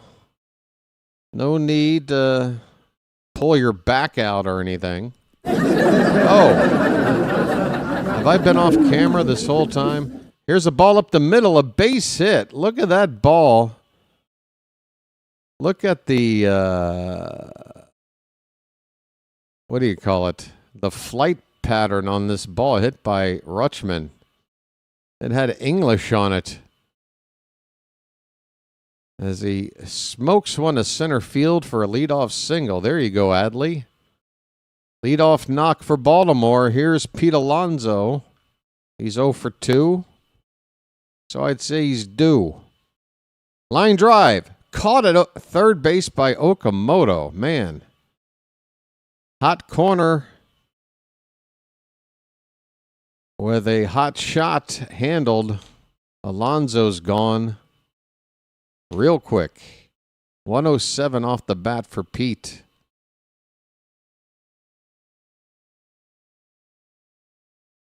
Here's Basayo facing a lefty. And a bad swing here on a slider. First pitch. 0-1 on Sammy. Sammy. Sammy.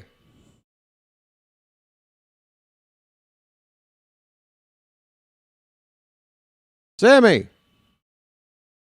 0-1 pitch. Swing and a miss. Another slider off the plate, and Sammy has been fooled twice on that pitch. No reason for Mako not to go back to that well another time. Catcher setting up outside, and there it is. Slider breaking away, but this time Sammy lays off.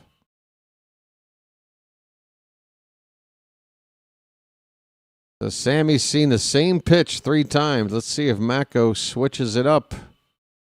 It's fastball, and there you go. Snuck it by him at 96. Sammy was late, thinking about that slider.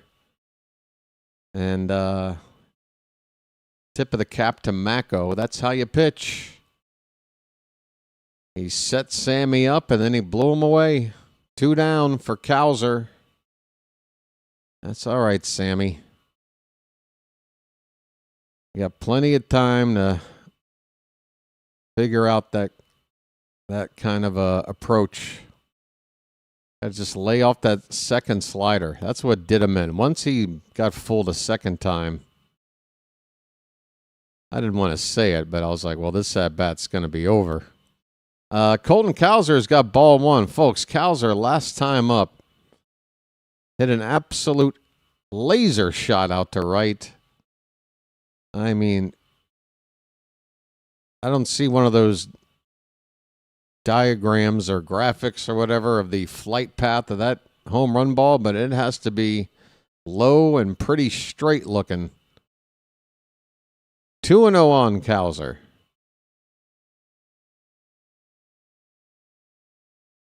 That one's low and away, and suddenly nobody wants to throw a strike to the milkman. That's the thing about this game, folks. You get on a little bit of a roll, and then suddenly the opposing team starts treating you a little different. Then you start getting better pitches or maybe getting a couple of walks. Then your confidence is getting up there. Now you're attacking that pitch a little better that you want to sit on. It just, it can explode. I'm really hoping that's the case for Cowser. 3-1 pitch, swing and a miss. Borderline pitch, top of the zone. Full count, 2 down. Runner at first will be off on the pitch. Cowser this season against lefties is hitting just .083 with 1 RBI. 3-2, and boy, did he wave at that slider. That was ball 4 in the dirt, a foot outside. Cowser, okay. It looks like you're back, but not against lefties, I think is the lesson here. Folks, the Orioles come up empty-handed. They leave a runner on. We go to the bottom of the sixth. They still lead it 4-0. We're looking to take a second road series against a division opponent. It'll be a nice road trip, wouldn't it, folks? Nice road trip. We had a really nice homestand, went 7-3 on a 10-game stand. That's getting the job done at home. On the road to go 4-2 to follow that up, outstanding. Now another homestand awaits us, 7 games this time. You would think 4-3 is, the floor, because anything less would be a losing record. But if you can just get one more win, now you're looking at 5-2, and now you're looking at a team that's back to 500, folks. If not, actually, that would put us for the first time above 500. Folks, can we do it? Mariners and Padres coming to town. Even with that average versus lefties, I still take him over Tyler O'Neill every time. Yeah, me too. Me too. My thing is, when they sit Tavares, it should be against righties. You should still have Kowser in center field. And then in right field, you can put Blaze in right for me, honestly. I know I've said I don't like Blaze in center field, but that's just, there's a major difference between center field and corner outfield. I think a utility-type player like Blaze can handle the corner. I just want my center fielders to be pure center fielders. I treat that position with a lot of put a lot of emphasis on that position for defense. Pinango blasts off to right. That ball, forget it. That one nearly gets to the second deck in deep right field. First pitch of the 6th inning, and the Blue Jays are on the board. It's 4-1. Home run from Yohendrick Pinango. 4th of the season. 423 feet. 108 off the bat. A solo shot. Hopefully Baz will settle right back down and not allow that to get into his head too much. He's got to go after Guerrero right now. Bullpen should be starting to stir after that. Plenty in the tank for Baz. He's still in the low 60s on pitch count. It's strike 1 to Guerrero.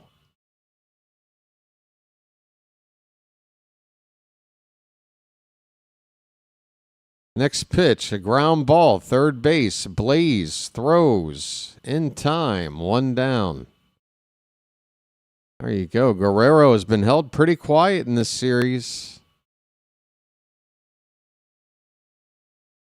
Trying to take 2 out of 3 out here.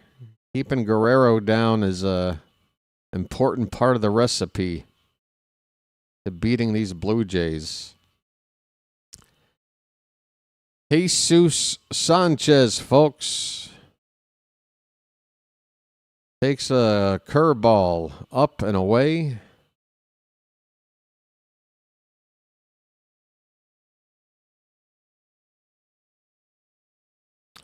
Folks, what do you think about that nonsense with the kid who thought he was just playing a little bit of catch with Sanchez at our ballpark there in that series last weekend? Sanchez hitting the wrist, taken out of the game without any context in the moment. I, like a lot of other people, were just thinking somebody was doing something nefarious. Here's a ball hit into the gap and right, up against the wall for extra bases. Sanchez with a double. And yeah, it's time for the bullpen to start moving around. Baz might have plenty left in terms of pitch count. But that doesn't mean at this stage of the game you don't get somebody ready. That's 2 extra base hits in the inning.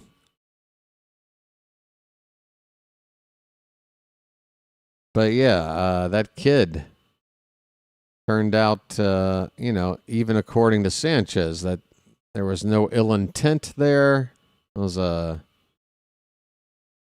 just a lack of communication. Kid got excited, thought that Sanchez was asking him to toss him the ball back.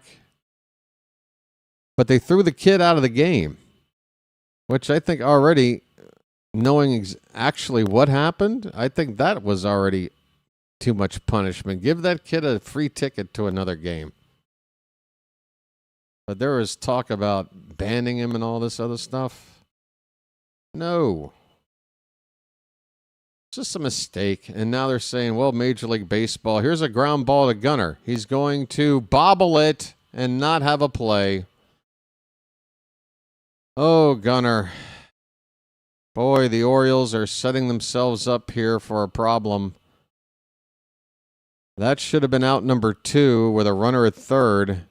But Gunnar, it's like his body was trying to go 2 different directions at the same time, trying to field this baseball. Off the heel of the glove. And now Toronto, after an E6, have runners at first and third, 1 out. The tying run coming to the plate. Little mound meeting for Baz. 70 pitches now. I would expect to see somebody getting loose in the pen. Again, I get it. Pitch count wise, okay. There's Cano. Yanier Cano is up.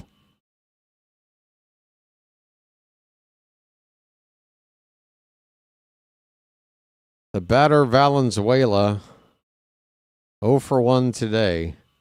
First pitch, inside. Changeup. Oh, boy. Folks, we got to slow this thing down and get another guy ready to go.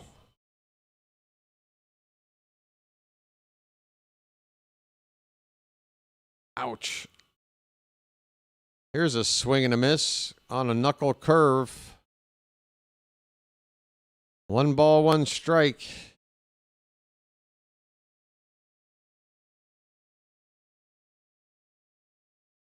Oh, yeah. So what I was going to say was Major League Baseball was like, well, we can never allow for that to happen again. Here's a ball over the mound, and Gunnar's going to try to tag one base runner. Will not. Alonso's arguing that that base runner left the base path and should be out automatically. The Orioles get the batter out at first for out number 2. In the meantime, a run comes in to score, or should be coming in to score. It hasn't been posted yet on the screen. Albarnez talking to the ump right now. And again, the argument must be that the base runner, in an effort to avoid the tag by Gunnar, left the base path and should be out automatically. That's Ernie Clement. And yeah, he definitely, come on, he's out. He can't wander that far off. Baz is pointing. The Orioles certainly have an argument here. If anything, the umpires should be in a conference so that they can go over this together. Credit to Ernie Clement, though. For now, he's gotten away with it, and it's a smart play if you know you're going to be out either way. How is Albarnez just walking back to the dugout right now without either getting tossed or at least convincing the umpires to talk about this? This inning should be over. Instead, a run is in, and there's still... This is way too much to just let slide. Are we shitting ourselves here? Here we go. Okamoto at the plate. First pitch, and we don't... Oh, that's a late strike call by Wendelstedt. And a lazy one at that. This umpiring crew is pissing me off in record time. 0-1 on Okamoto. Line drive, base hit in the left field. Ward fires home, and it's cut off there. Throw to first. Can't get him there. This inning should be over already. It's 4-3 now.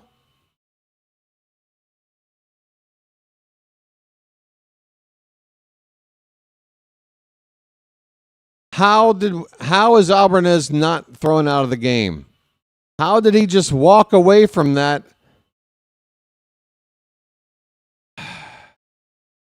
You got to be shitting me.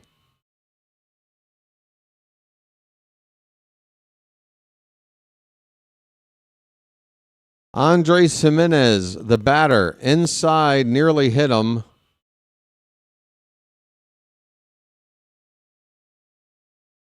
It's ball one.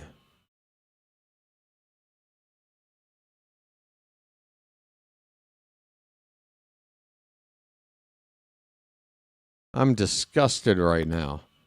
The dude clearly left the base running path.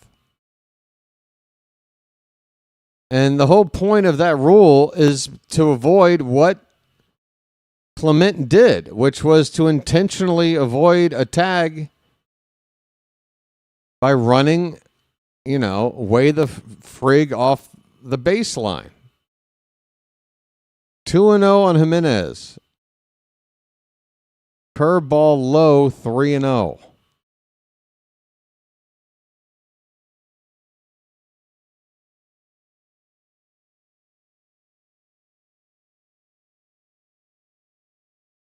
Who's crying? How is anger confused with sadness? I'm pissed. 3-1 the count on Jimenez.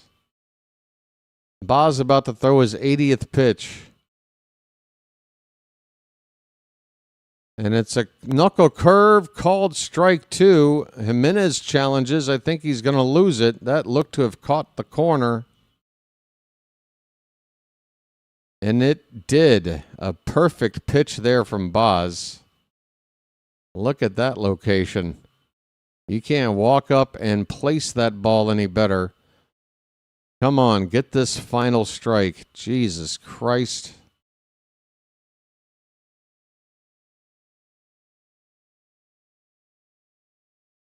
The 3-2 pitch. Line to right, and that's down the line fair. With two down, the tying run, Okamoto, will come around and score.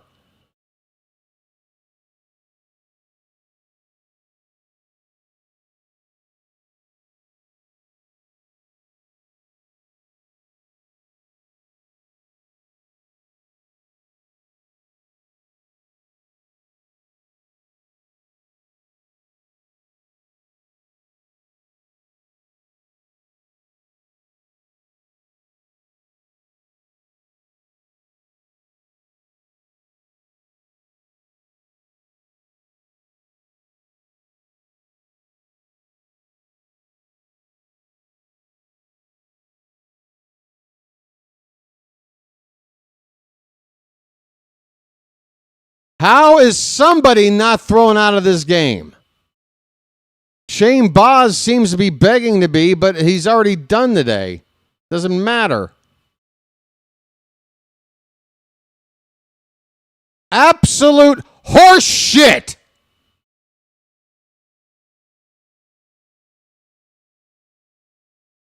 Pitching change for the Orioles.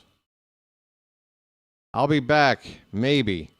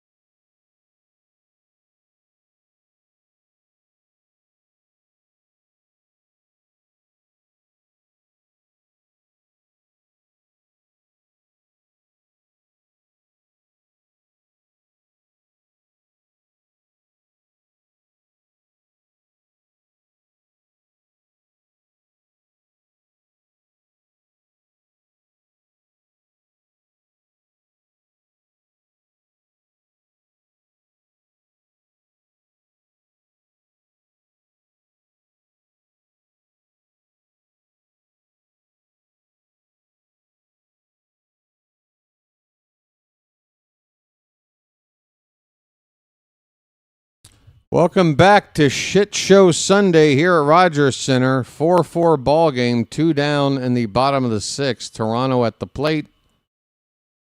Yenier Cano on for the Orioles with 2 down. First pitch strike to Nathan Lucas, who's pinch hitting in the number 9 spot for Miles Straw.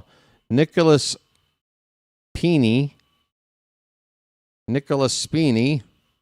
has sent a super chat. Thank you, Nicholas. Message for you, son. He says, hi, BW. Long time no see, but I hope you feel better, and let's go O's. Thank you, Nicholas. I hope we can figure out a way to still win this game, because if we don't, I don't recall a way of losing a game that would be more enraging than this one. 2-1 the count on Lucas. Pitch, swing and a miss. 2-2. A splitter from Cano.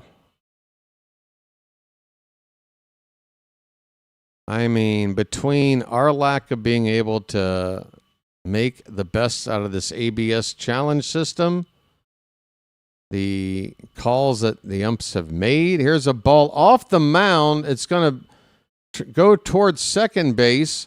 Throw home now is offline. Wow, we absolutely shit the bed. The go-ahead run comes in. Sammy's holding his wrist, again acting as if like a kid in a sandbox that just got an owie. I can't look at this team right now. I can't look at this. What an absolute shitting of the bed. This game has absolutely unraveled. Sammy is favoring his left wrist. The Orioles botched a ball on the right side of the infield. It took way too much time to just go to first. And in the process, the runner coming around from third never stopped. Alonso's throw was late. Just, you can't really botch that play any worse than we just did. And now we've got Basayo. I mean, dude, first of all, Sammy, if it's your wrist, get up. Stand on your fucking legs. If it's your wrist, get up.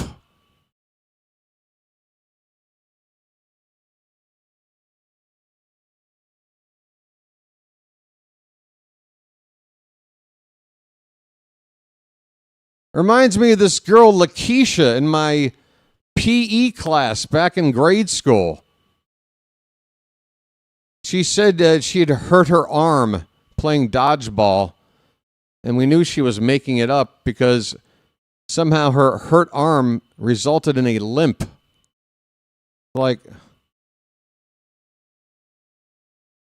anyway, Sammy's got a messed up wrist.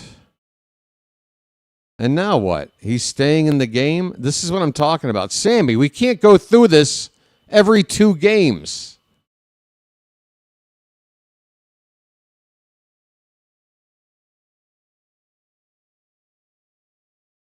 I've never seen a player react as childish as to injuries as Sammy. I'm sorry. I love this kid. I'm rooting for him to put up Hall of Fame numbers and go into the Hall as an Oriole. But by God, the way he reacted there, you would think he would certainly be out of the ball game, but here we go. Next pitch. Sammy's fine, apparently. Ball 1 to Springer.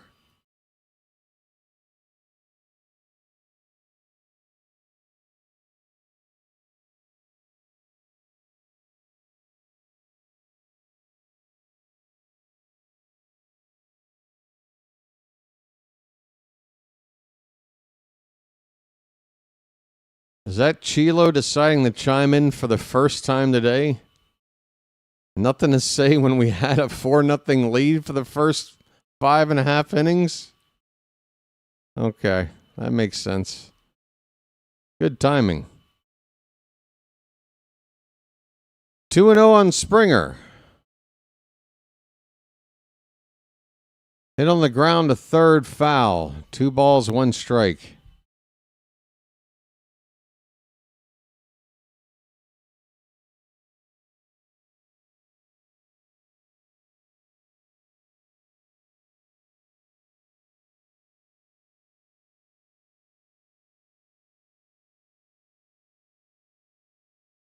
Swing and a miss, 2-2 the count.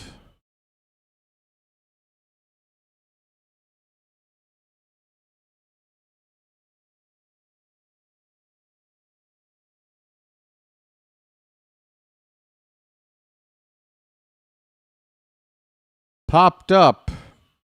Should end the inning. Gunner waiting for it. He's got it. But the Blue Jays erase our entire 4-0 lead with a 5 spot in the bottom of the 6th. Umpires certainly helped out. We go to the 7th inning, down by a run. 5-4 Toronto. Yikes. Folks, I'm not on camera right now, and nor do I want to be. I'll be back.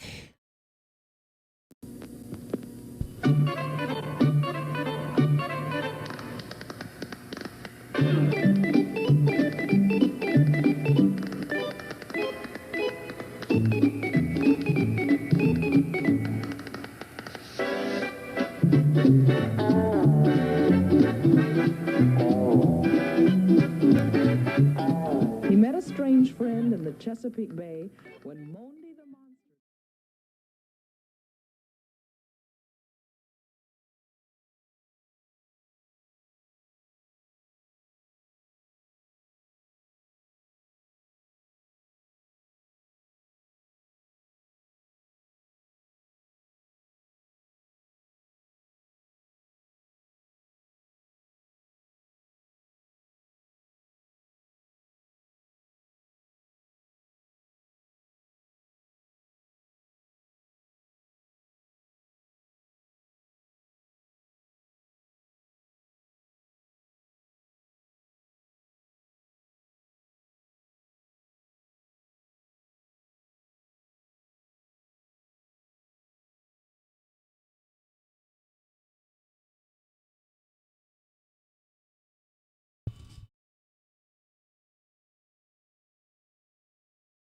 I tell you,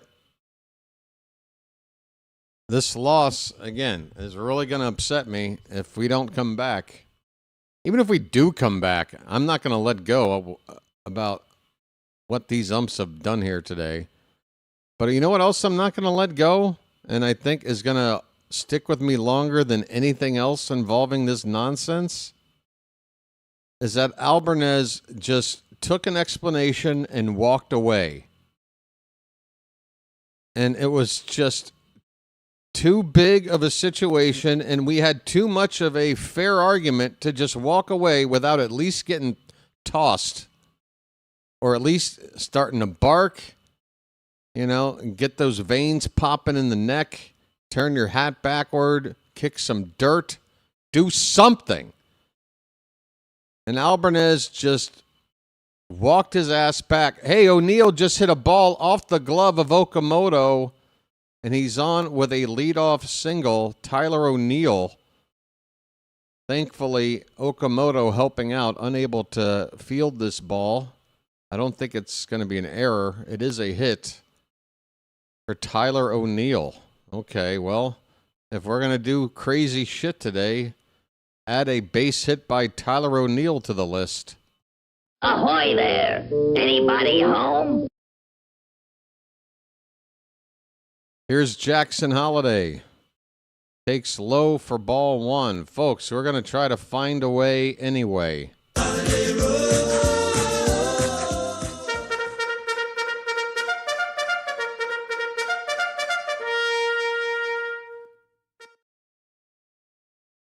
The 1-0 to Holiday. Fouled away, 1-1. I mean, if you're not going to put up a fight and get tossed for a situation like that, when are you? You have to fight. I just think of all the great managers and how they would have reacted to that. Nobody's walking away without getting tossed. Up and away to Jackson Holiday. It's 2 balls and a strike. Are we making the playoffs as of now? You mean, where are we in the standings? I mean, no, we're not making the playoffs as of now. But neither is anybody else. It's 3-1 on Holiday. It's a long way to go.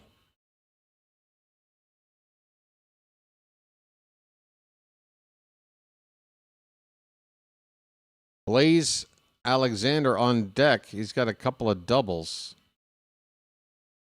Holiday with a ball to left field down the corner, and that ball nearly snuck its way for a home run, much like that ball that hit the base of the foul pole at Camden Yards. But it's a foul ball. It's a 3-2 count. Runner at first, nobody out. Do you send this runner here with a 3-2 count? That's O'Neill. That ball 4, that will be ball 4. Nothing to worry about. In the dirt. The Orioles have first and second, nobody out. I'm walking here. I'm walking here. All right, let's just take this crap that's happened in the last half hour and let's just pour on some offense and forget the whole damn thing happened. Okay? How about that?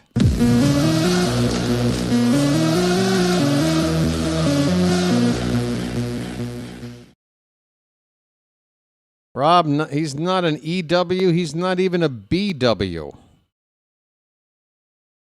Here comes Blaze Alexander, folks. Are we laying one down here? Are we laying one down? First and second, nobody out. Tying run and go-ahead run on base. Top of the order, due up next. But Blaze has been hot. He's had 2 doubles today. The infield, the corners are way in. They definitely think he's bunting. Let's see what he does. First pitch, he squares around. He gets it down, and they go to third base, and they get the out there. Wow. We blew that. We just gave away an out.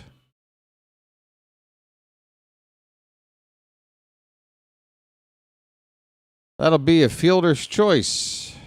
Still first and second.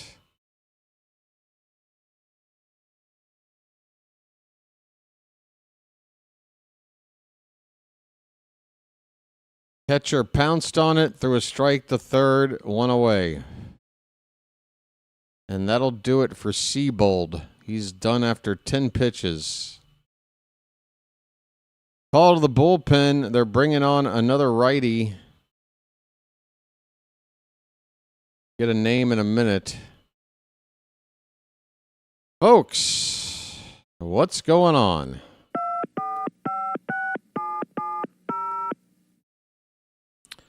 Oh, I don't want to go back on camera. Oh, I'm pissed. I am hopping mad. Hopping mad. Yeah, bring out Hoffman, why don't you? It didn't look like Hoffman.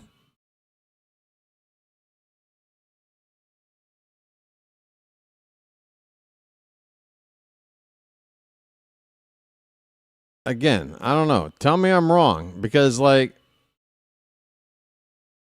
the umpires should have conferenced, first of all. There should have at least been that, right? Get the 4 umps together so that they can all throw in their 2 cents about what they saw and everything else. And again, the Orioles were right on top of it. Shane Baz was pointing it out in the moment. Alonso was pointing it out in the moment. Albanez came running out right after the moment.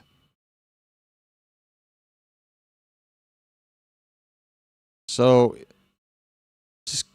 Alvarez should have at least persuaded the ump that made the call to get the other umps together on that, including the crew chief, Wendelstedt, who's at first.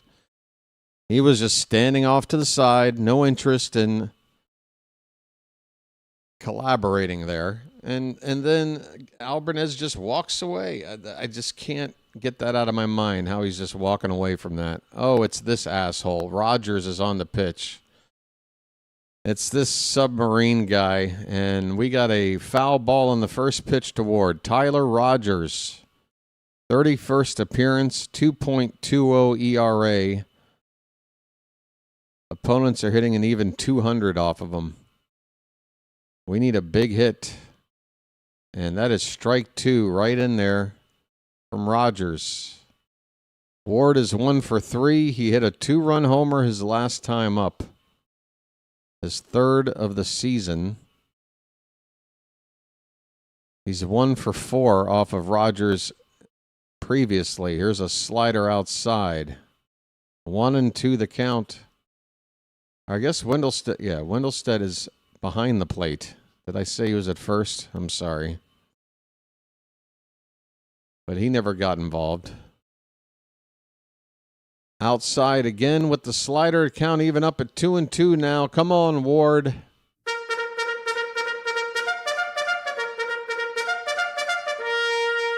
Plenty of speed on the bases. Holiday at second. Blaze at first. The pitch.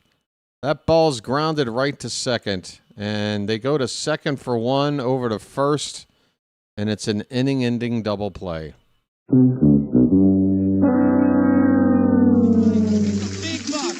buck, stop it all.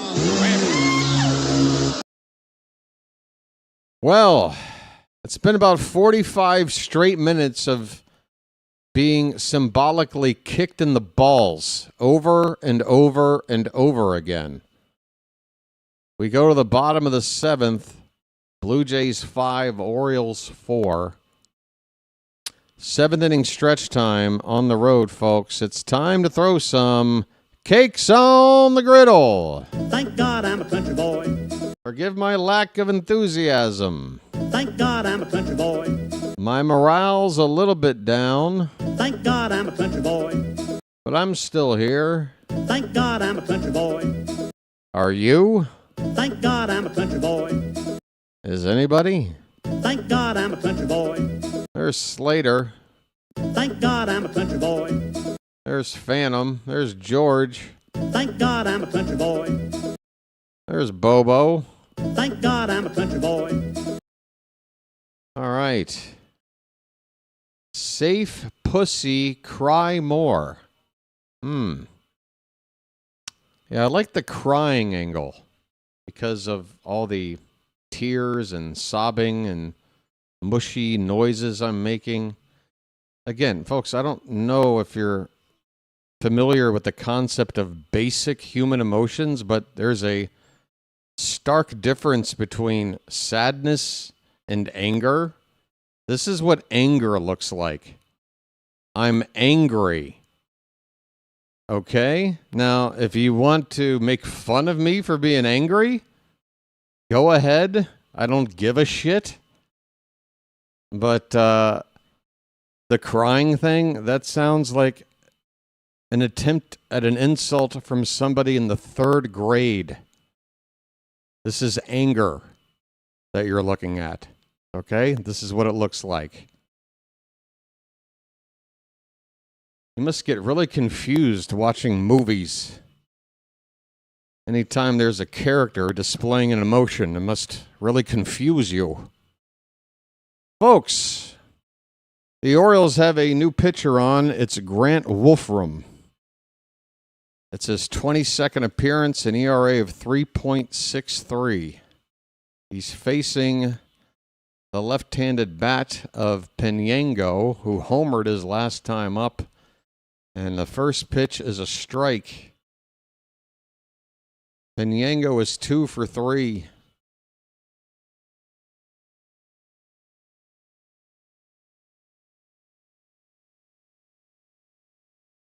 Yeah, I know we couldn't challenge it.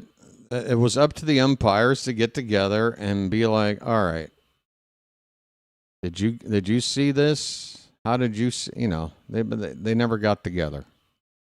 And again, if you can't at least do that, and if the one ump is going to not at least do that for you, then you say F you, and then you get tossed. And then at least maybe the team rallies around that. But he didn't get tossed. He should have gotten tossed. Somebody should have gotten tossed. I mean, I don't care if it's the bench coach. Somebody should have been ejected. 1-2 pitch to Pinango, bounces away from Basayo. 2-2 the count.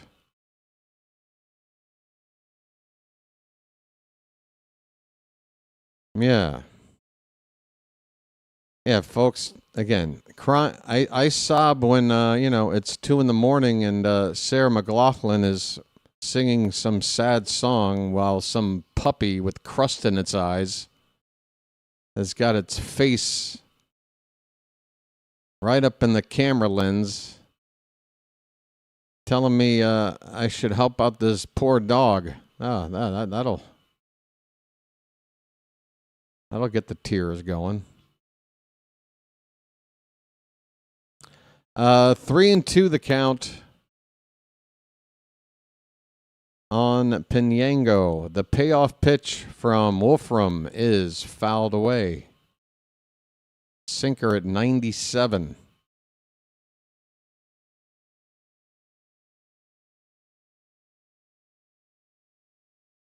I thought the ending of Titanic was hilarious.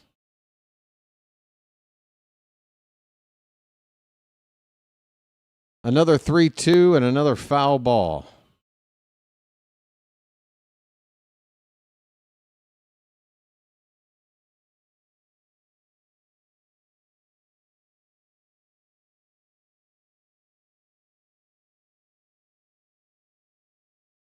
Here comes a timeout for the batter.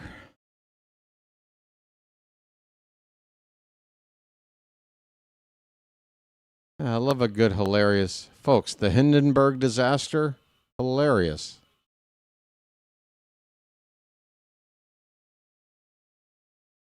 Three-two pitch.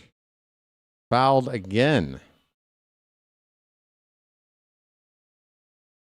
Been 8 pitches here to Pinango to begin the bottom of the 7th.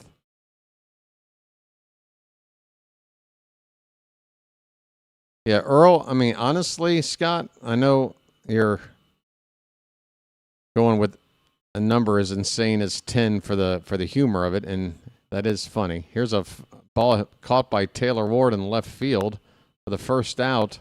Pinango finally retired. But Earl would have been ejected twice. He would have been ejected twice for that. He would have been ejected for this game, and when he would have presented the lineup card the next time he saw this umpiring crew, he would have been ejected before that game started. So he would have gotten ejected twice. As well he should have. And that's why we loved him. Here's Guerrero. Up and away for ball 1.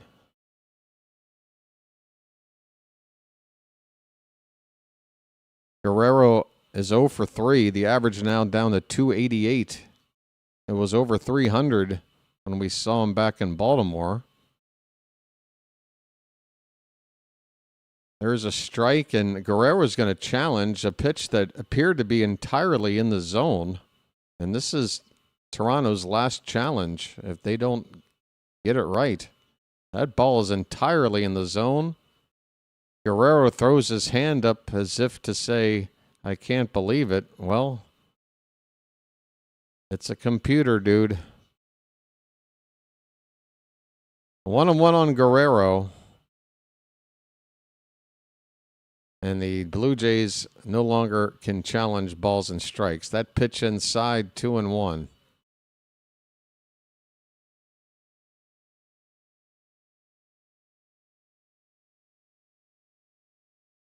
So if he doesn't challenge there, it's still a 2-1 count. which ain't bad. And now it's 3-1. Again, just situationally, it's just strange that nobody's, I say nobody, but a lot of players just don't seem to have the wits situationally to make a quick decision about whether or not it's appropriate to challenge. Like, again, it's not necessarily whether or not you might even be right or wrong. It's more about the timing of it and the importance of it. And a lot of players don't seem to understand that yet. Kind of weird. It's like they're professionals with every other aspect of this game of baseball, but with this challenge system, they're about as good at it as you or I would be, I guess. Swing and a miss.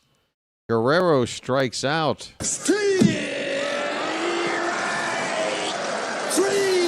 Well, y'all come back now, you hear? 2 down.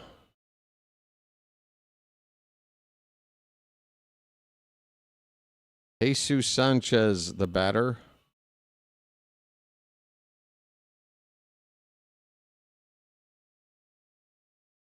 First pitch to him is a swing and a miss. Good slider from Wolfram. Very top of the zone, up and in. Sanchez doubled back in the 6th in that big 5-run rally. Hit on the ground hard and through on the right side.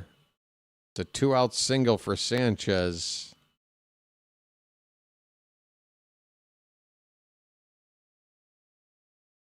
That was 109.4 off the bat.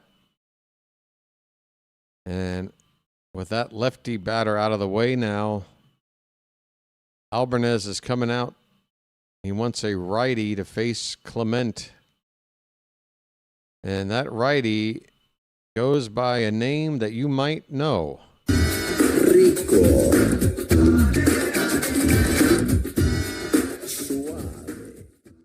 Rico's coming out now. How do we feel about this? 2 down in the 7th with a runner at first.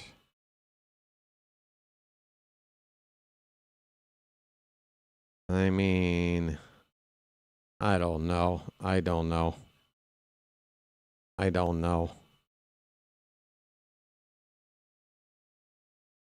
You know what? Let's do something that's anonymous. That way maybe I can get, an honest answer here. Do you think Albarnez should have done whatever to get tossed? Because, again, it bothers me that he didn't. I don't know how you guys feel. It's a yes or no poll question, and it's up right now. And come on. Again, it's anonymous. It's just a yes or no. So don't goof around and answer, whatever the opposite it is, the way you feel. Like, let's get an idea of what the feeling is out there on this. Because to me, there are times when managers pretty much are backed into a corner where they have to be tossed. They have to. You got to put up the fight, and you got to show the team that you're willing to, go down in flames. I don't know. I just didn't see enough from Albie there for a situation that big. And then obviously the inning continued and things went horribly. And here we are right now in a losing position. Here's Ernie Clement, folks. Rico Garcia is out there. First pitch is popped up and behind the plate foul.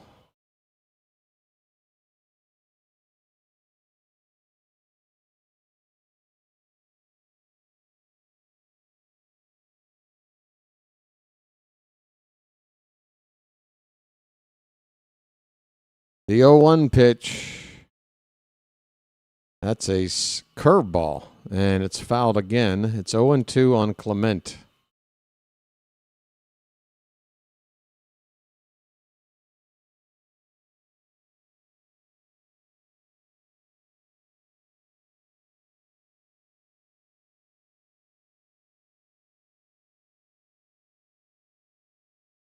Oh-2 from Rico. Swing and a miss on a slider that started outside and wound up even further away. Man, he made Clement, who doesn't strike out a lot, look bad right there. Inning over.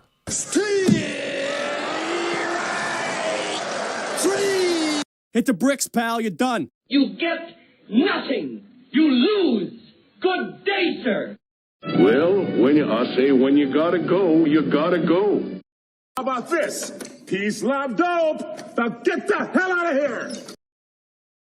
SWB Freedom, I don't know how to respond to that. Again, if you've watched baseball for a long time, I'm not talking about anything out of pocket here. There are situations where, again, if it's going to cost the game based on a blown call by the ump, the manager has to say 4-letter words in his face until he's tossed. That's baseball. It's not about what the outcome is of it, but normally, you know what the outcome normally is? It fires up the team. All right, he didn't get tossed. If we go on to lose, did we have any advantage of not getting tossed?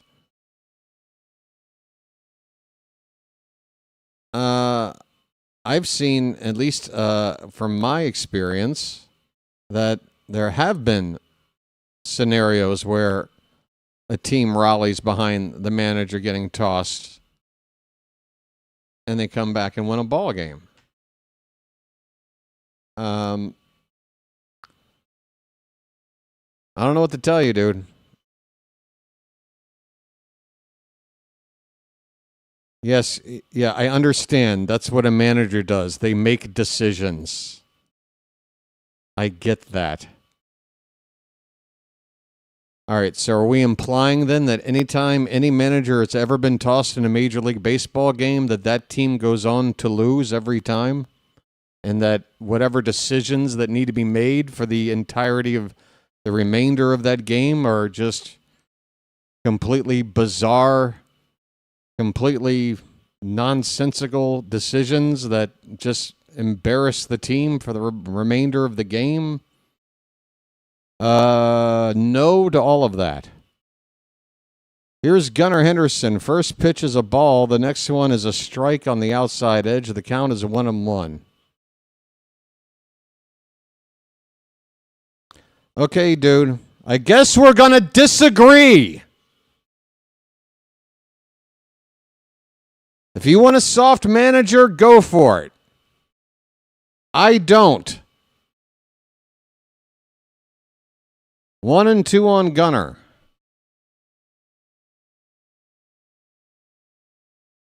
Outside, 2-2.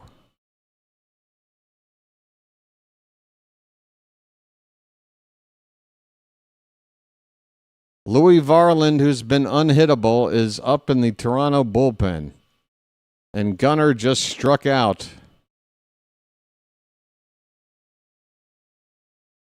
One away.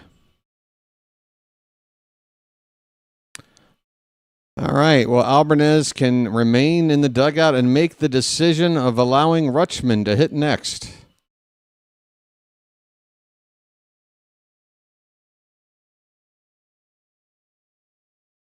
Here's Adley. First pitch. Top of the zone, called a strike.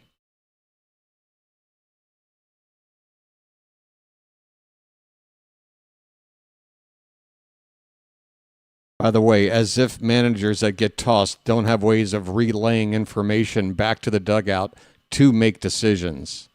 As if that isn't a thing. Ground ball to second base. Adley's retired, 2 down.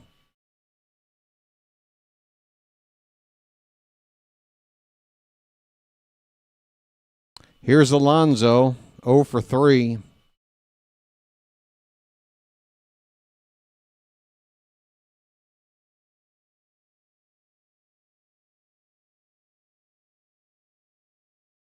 First pitch is outside. 1-0 on Alonso.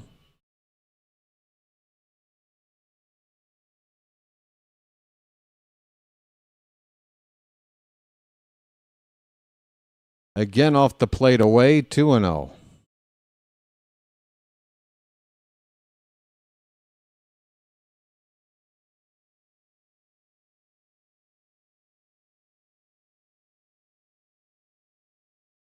Three and 0. That pitch high. Sammy would be next if Pete can get on. 3-0. Right down the middle.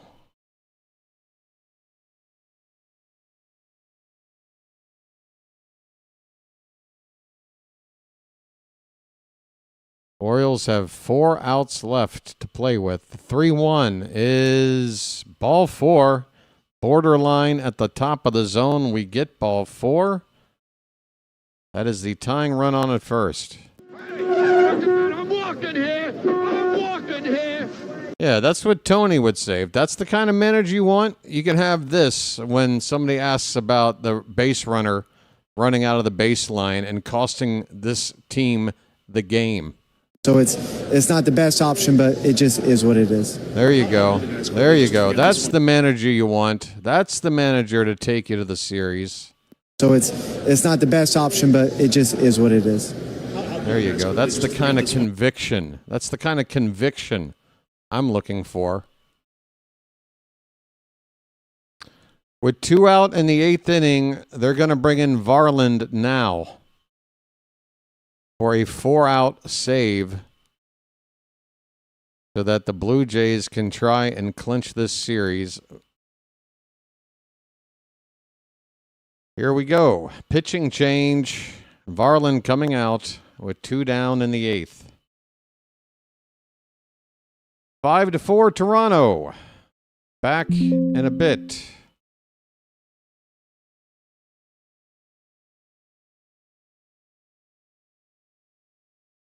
Good stuff.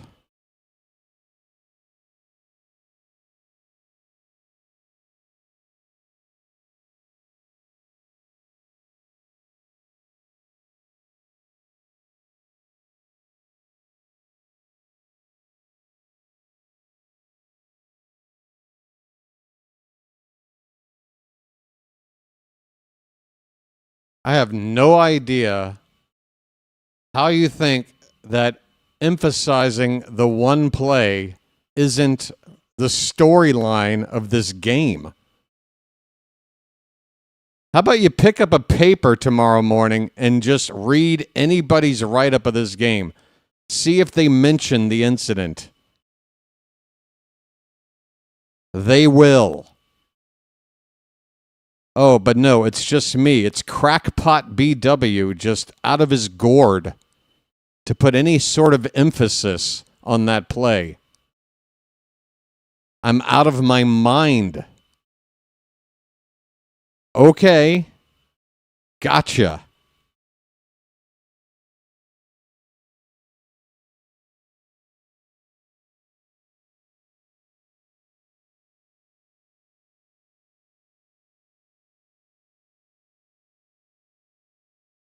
First pitch to Leody Taveras is up there at 100 miles an hour on the outside edge for a strike. Dude, do you really think that all those laughing emojis somehow give what you're saying some sort of extra weight or something? This is what lets me know that you're not even concerned about being right or wrong. Right now, you just want to win like a battle of insults or whatever. You're being kind of a dick. Taveras with a swing and a miss. It's a count of 1-2.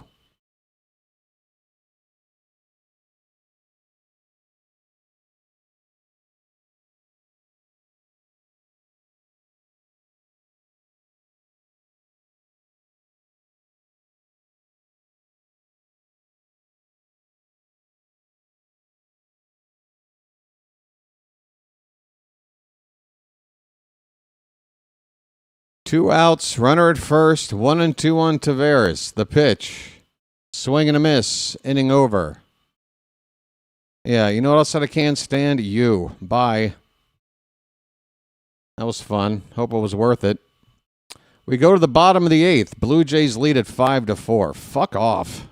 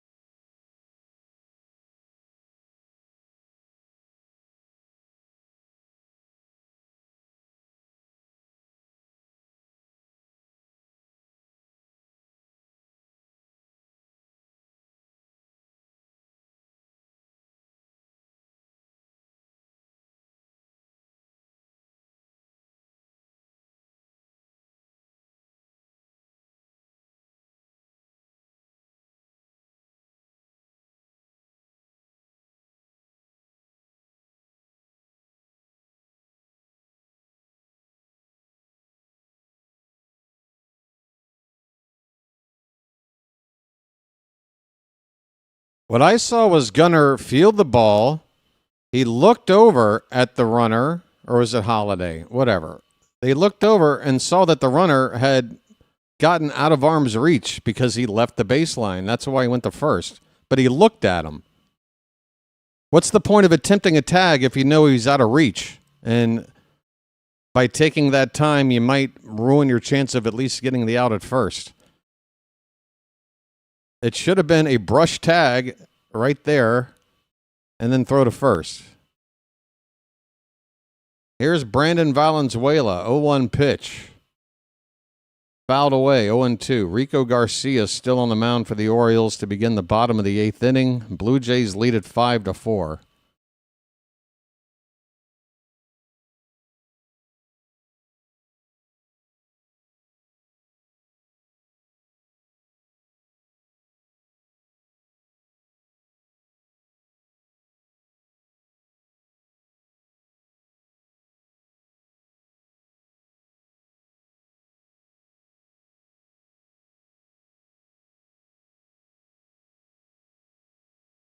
Again, there was a pause. There was a look at that runner. He gave attention to that runner. It wasn't like there was just no thought to get that out. The point was the runner was so far removed from being in reach of a tag that if he had to go and like chase him to get it, now he's risking not getting the runner out at first. So then he goes to first. And then that's when the rule should kick in. Well, that southern runner is out because he left the baseline. Valenzuela lifts one to right field and deep. That ball is going to go. It's a home run. It's 6-4 Toronto.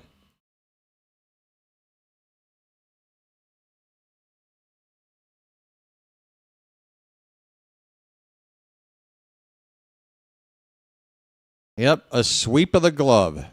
That's all you need to do.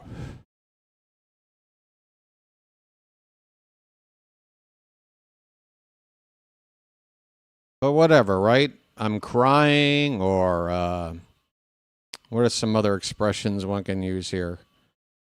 Go pound sand or something? I don't know, right?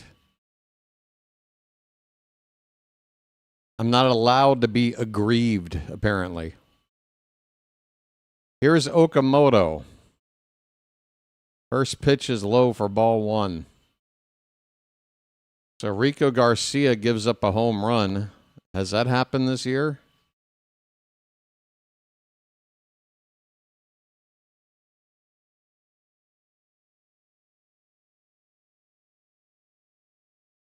Curveball away, 2-0 the count.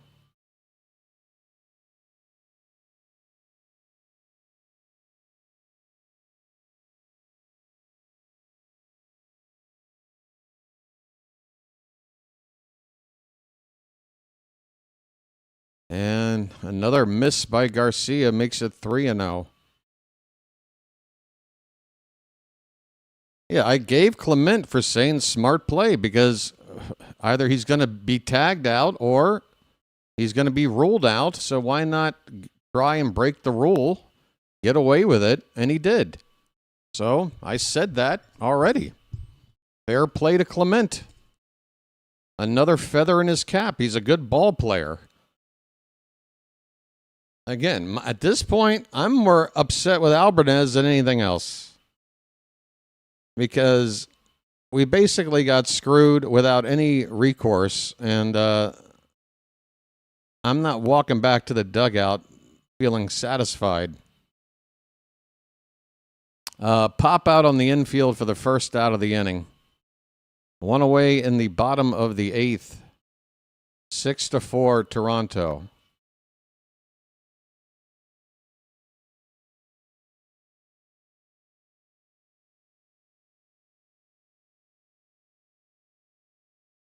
Oh, for crying out loud. By the way, Sam Huff is catching now. Just now noticing. So, Basayo out of the game.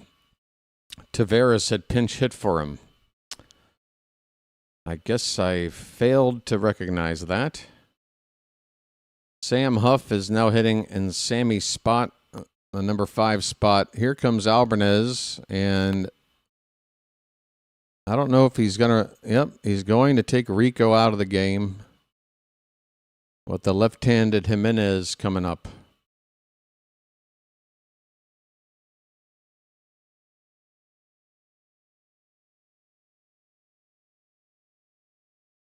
Well, 89% of those of the 46 that voted felt like Alvarez should have been tossed in some form or fashion.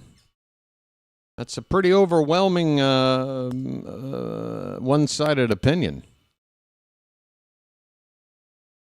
But I see that the other 11% really want to let me know their feelings. Christ. Hey, folks, next game's tomorrow night. I think I might have... Did I screw this up? Does it say Tuesday night? Nope, tomorrow night. Okay. 6:35 first pitch tomorrow night. Stream will start at 6:15. Be here for the fun. Don't you love the fun?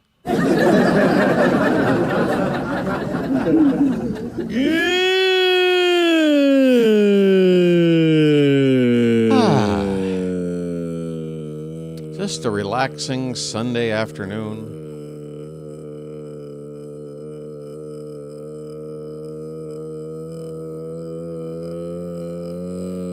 Every day is like Sunday.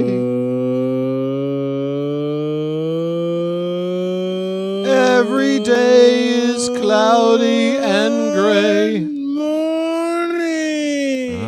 All right. Good morning. Good morning. Good morning to you.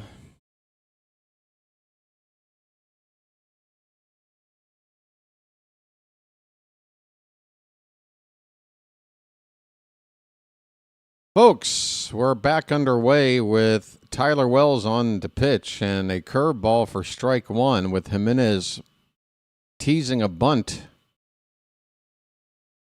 1 out, nobody on. Jimenez 2 for 3 today.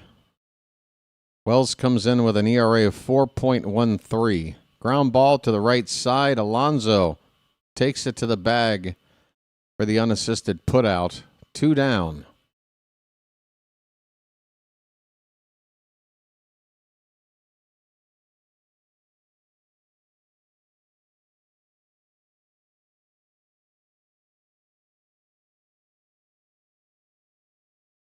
Nathan Lucas is in the box.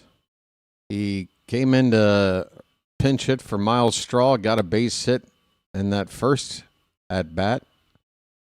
And a swing and a miss as he goes down to a knee here on a changeup.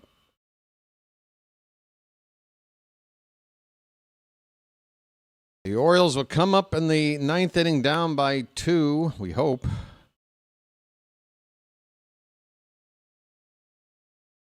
There's strike 2, top of the zone. One more strike will take us to the ninth. Folks, we're 5 likes from 150, although for the past hour or so, I can understand there hasn't been a whole lot to like. Unless you're a Blue Jays fan. Swing and a foul tip at the plate.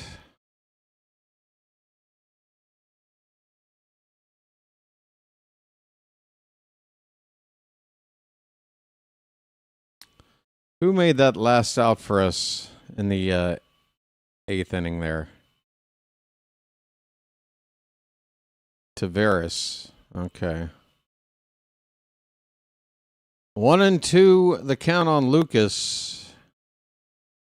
So it'll be Cowser, O'Neill, and Holiday due up in the ninth.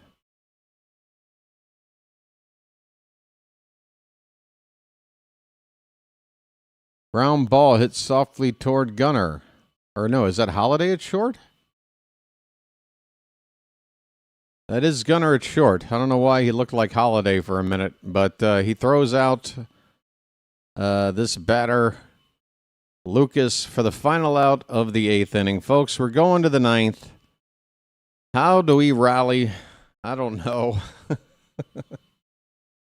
I know I haven't been in a good mood. I think it's time to go to a resource that has not been asked for in some time. But folks, it's never too late for Caltrate. Folks, we haven't seen them all weekend. Ladies and gentlemen,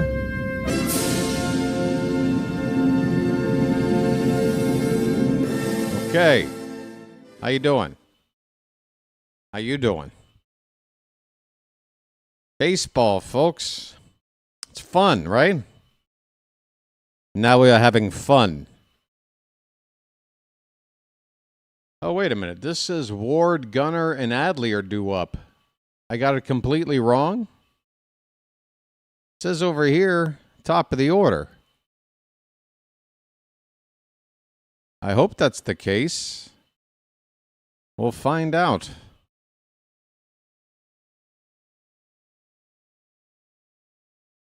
Well, if we lose, we wind up a road trip of 3-3.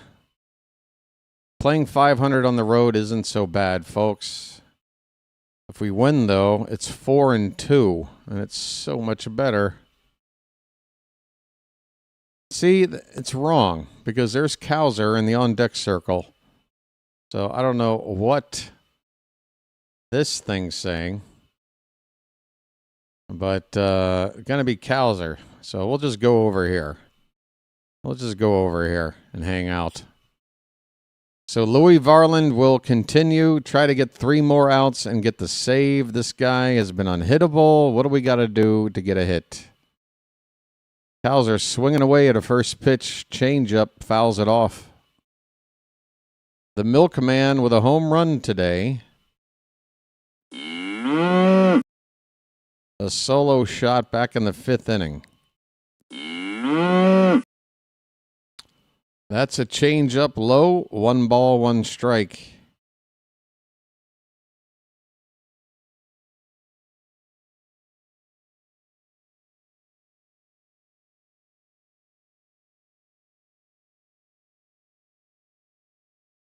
Up and away. 2-1 on Cowser.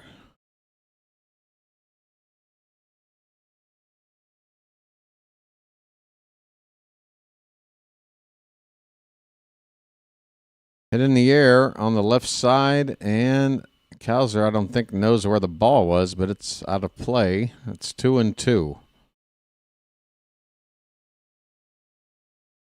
We need one base runner to get the tying run to the plate.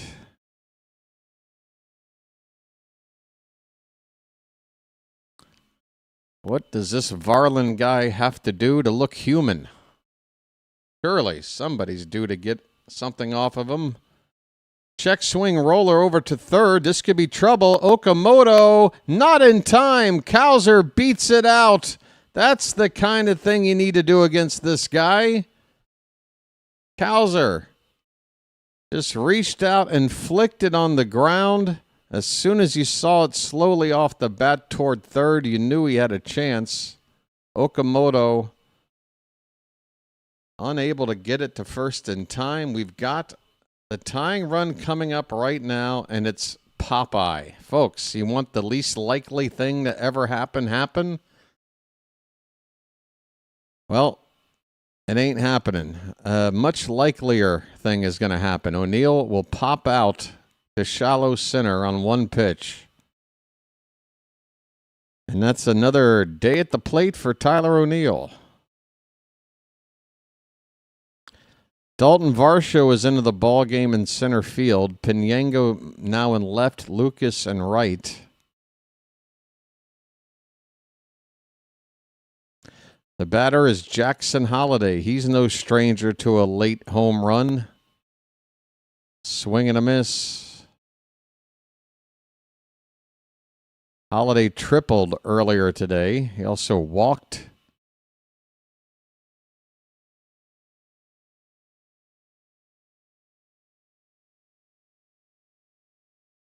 Runner at first, one out in the top of the ninth, down by 2.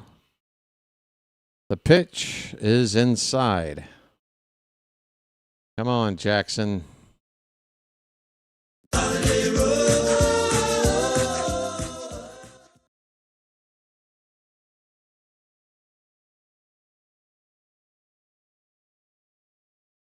One, two, 1-1 pitch. Now make it 1-2 after a foul ball.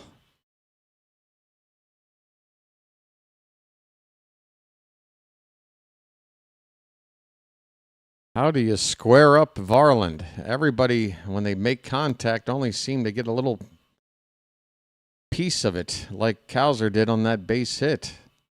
And Holliday with a little ground ball up the first baseline. Varland has to stretch out to tag Holliday. Going down the line, he does get him. That's the second out. The Orioles have one out left. It's Taylor Ward. And what's this now? Now Alvarez is out to argue something. Is it again the base?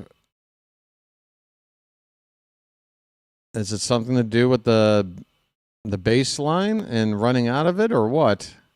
Is this Alvarez trying to make up for not getting thrown out earlier?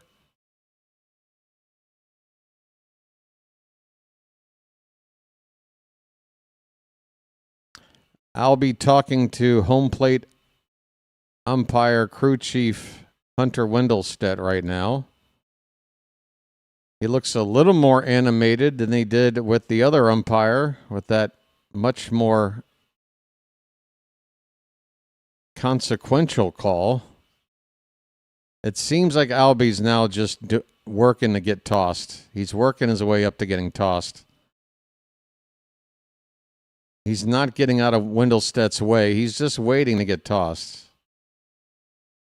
Just say the word you need to say, Albie. Let's just get it out of the way. This is 2 innings too late. Albie still doesn't get tossed.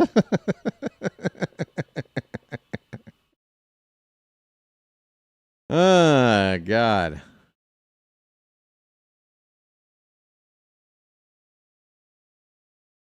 Oh, so yeah, Wendelstedt had ruled that Holliday had left, even though the tag was there. Both the umpires ruled that he left the base path. And of course, Albie's like, well, how the hell is that okay? Or how is Clement okay, but not Holliday? And now we're watching the Clement play again. God. Folks, it's down to Blaze Alexander. I thought Taylor Ward was up. I'm sorry. Just my 24th screw up today. Blaze up, the number 9 batter, in a swing and a miss on an 0-1 pitch. We are down to our final strike.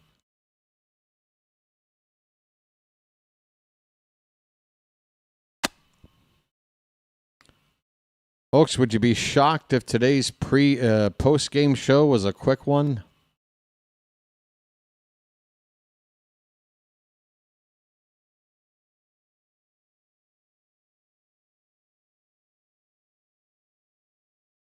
The 0-2 pitch, called strike 3, and the ball game is over. 99 straight gas. And the Orioles drop the final 2 games here in Toronto. They lose the series. And this is, I mean, we've seen the team play much worse than this. We've definitely got our asses kicked worse than this. But this goes down for me as the most upsetting loss of the season. For me.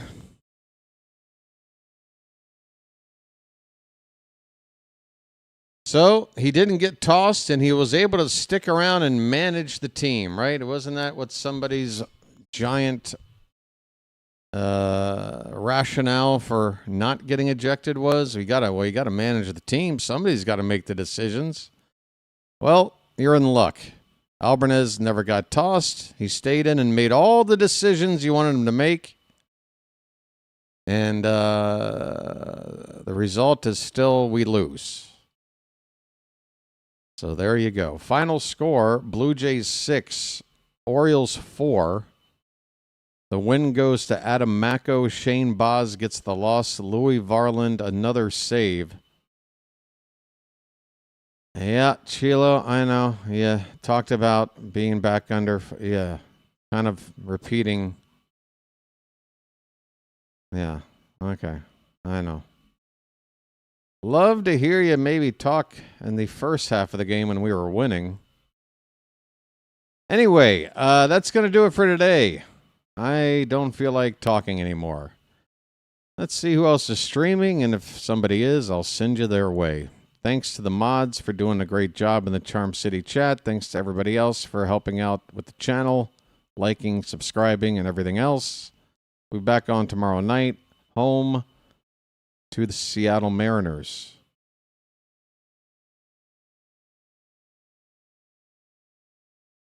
Rising Rhino is doing football.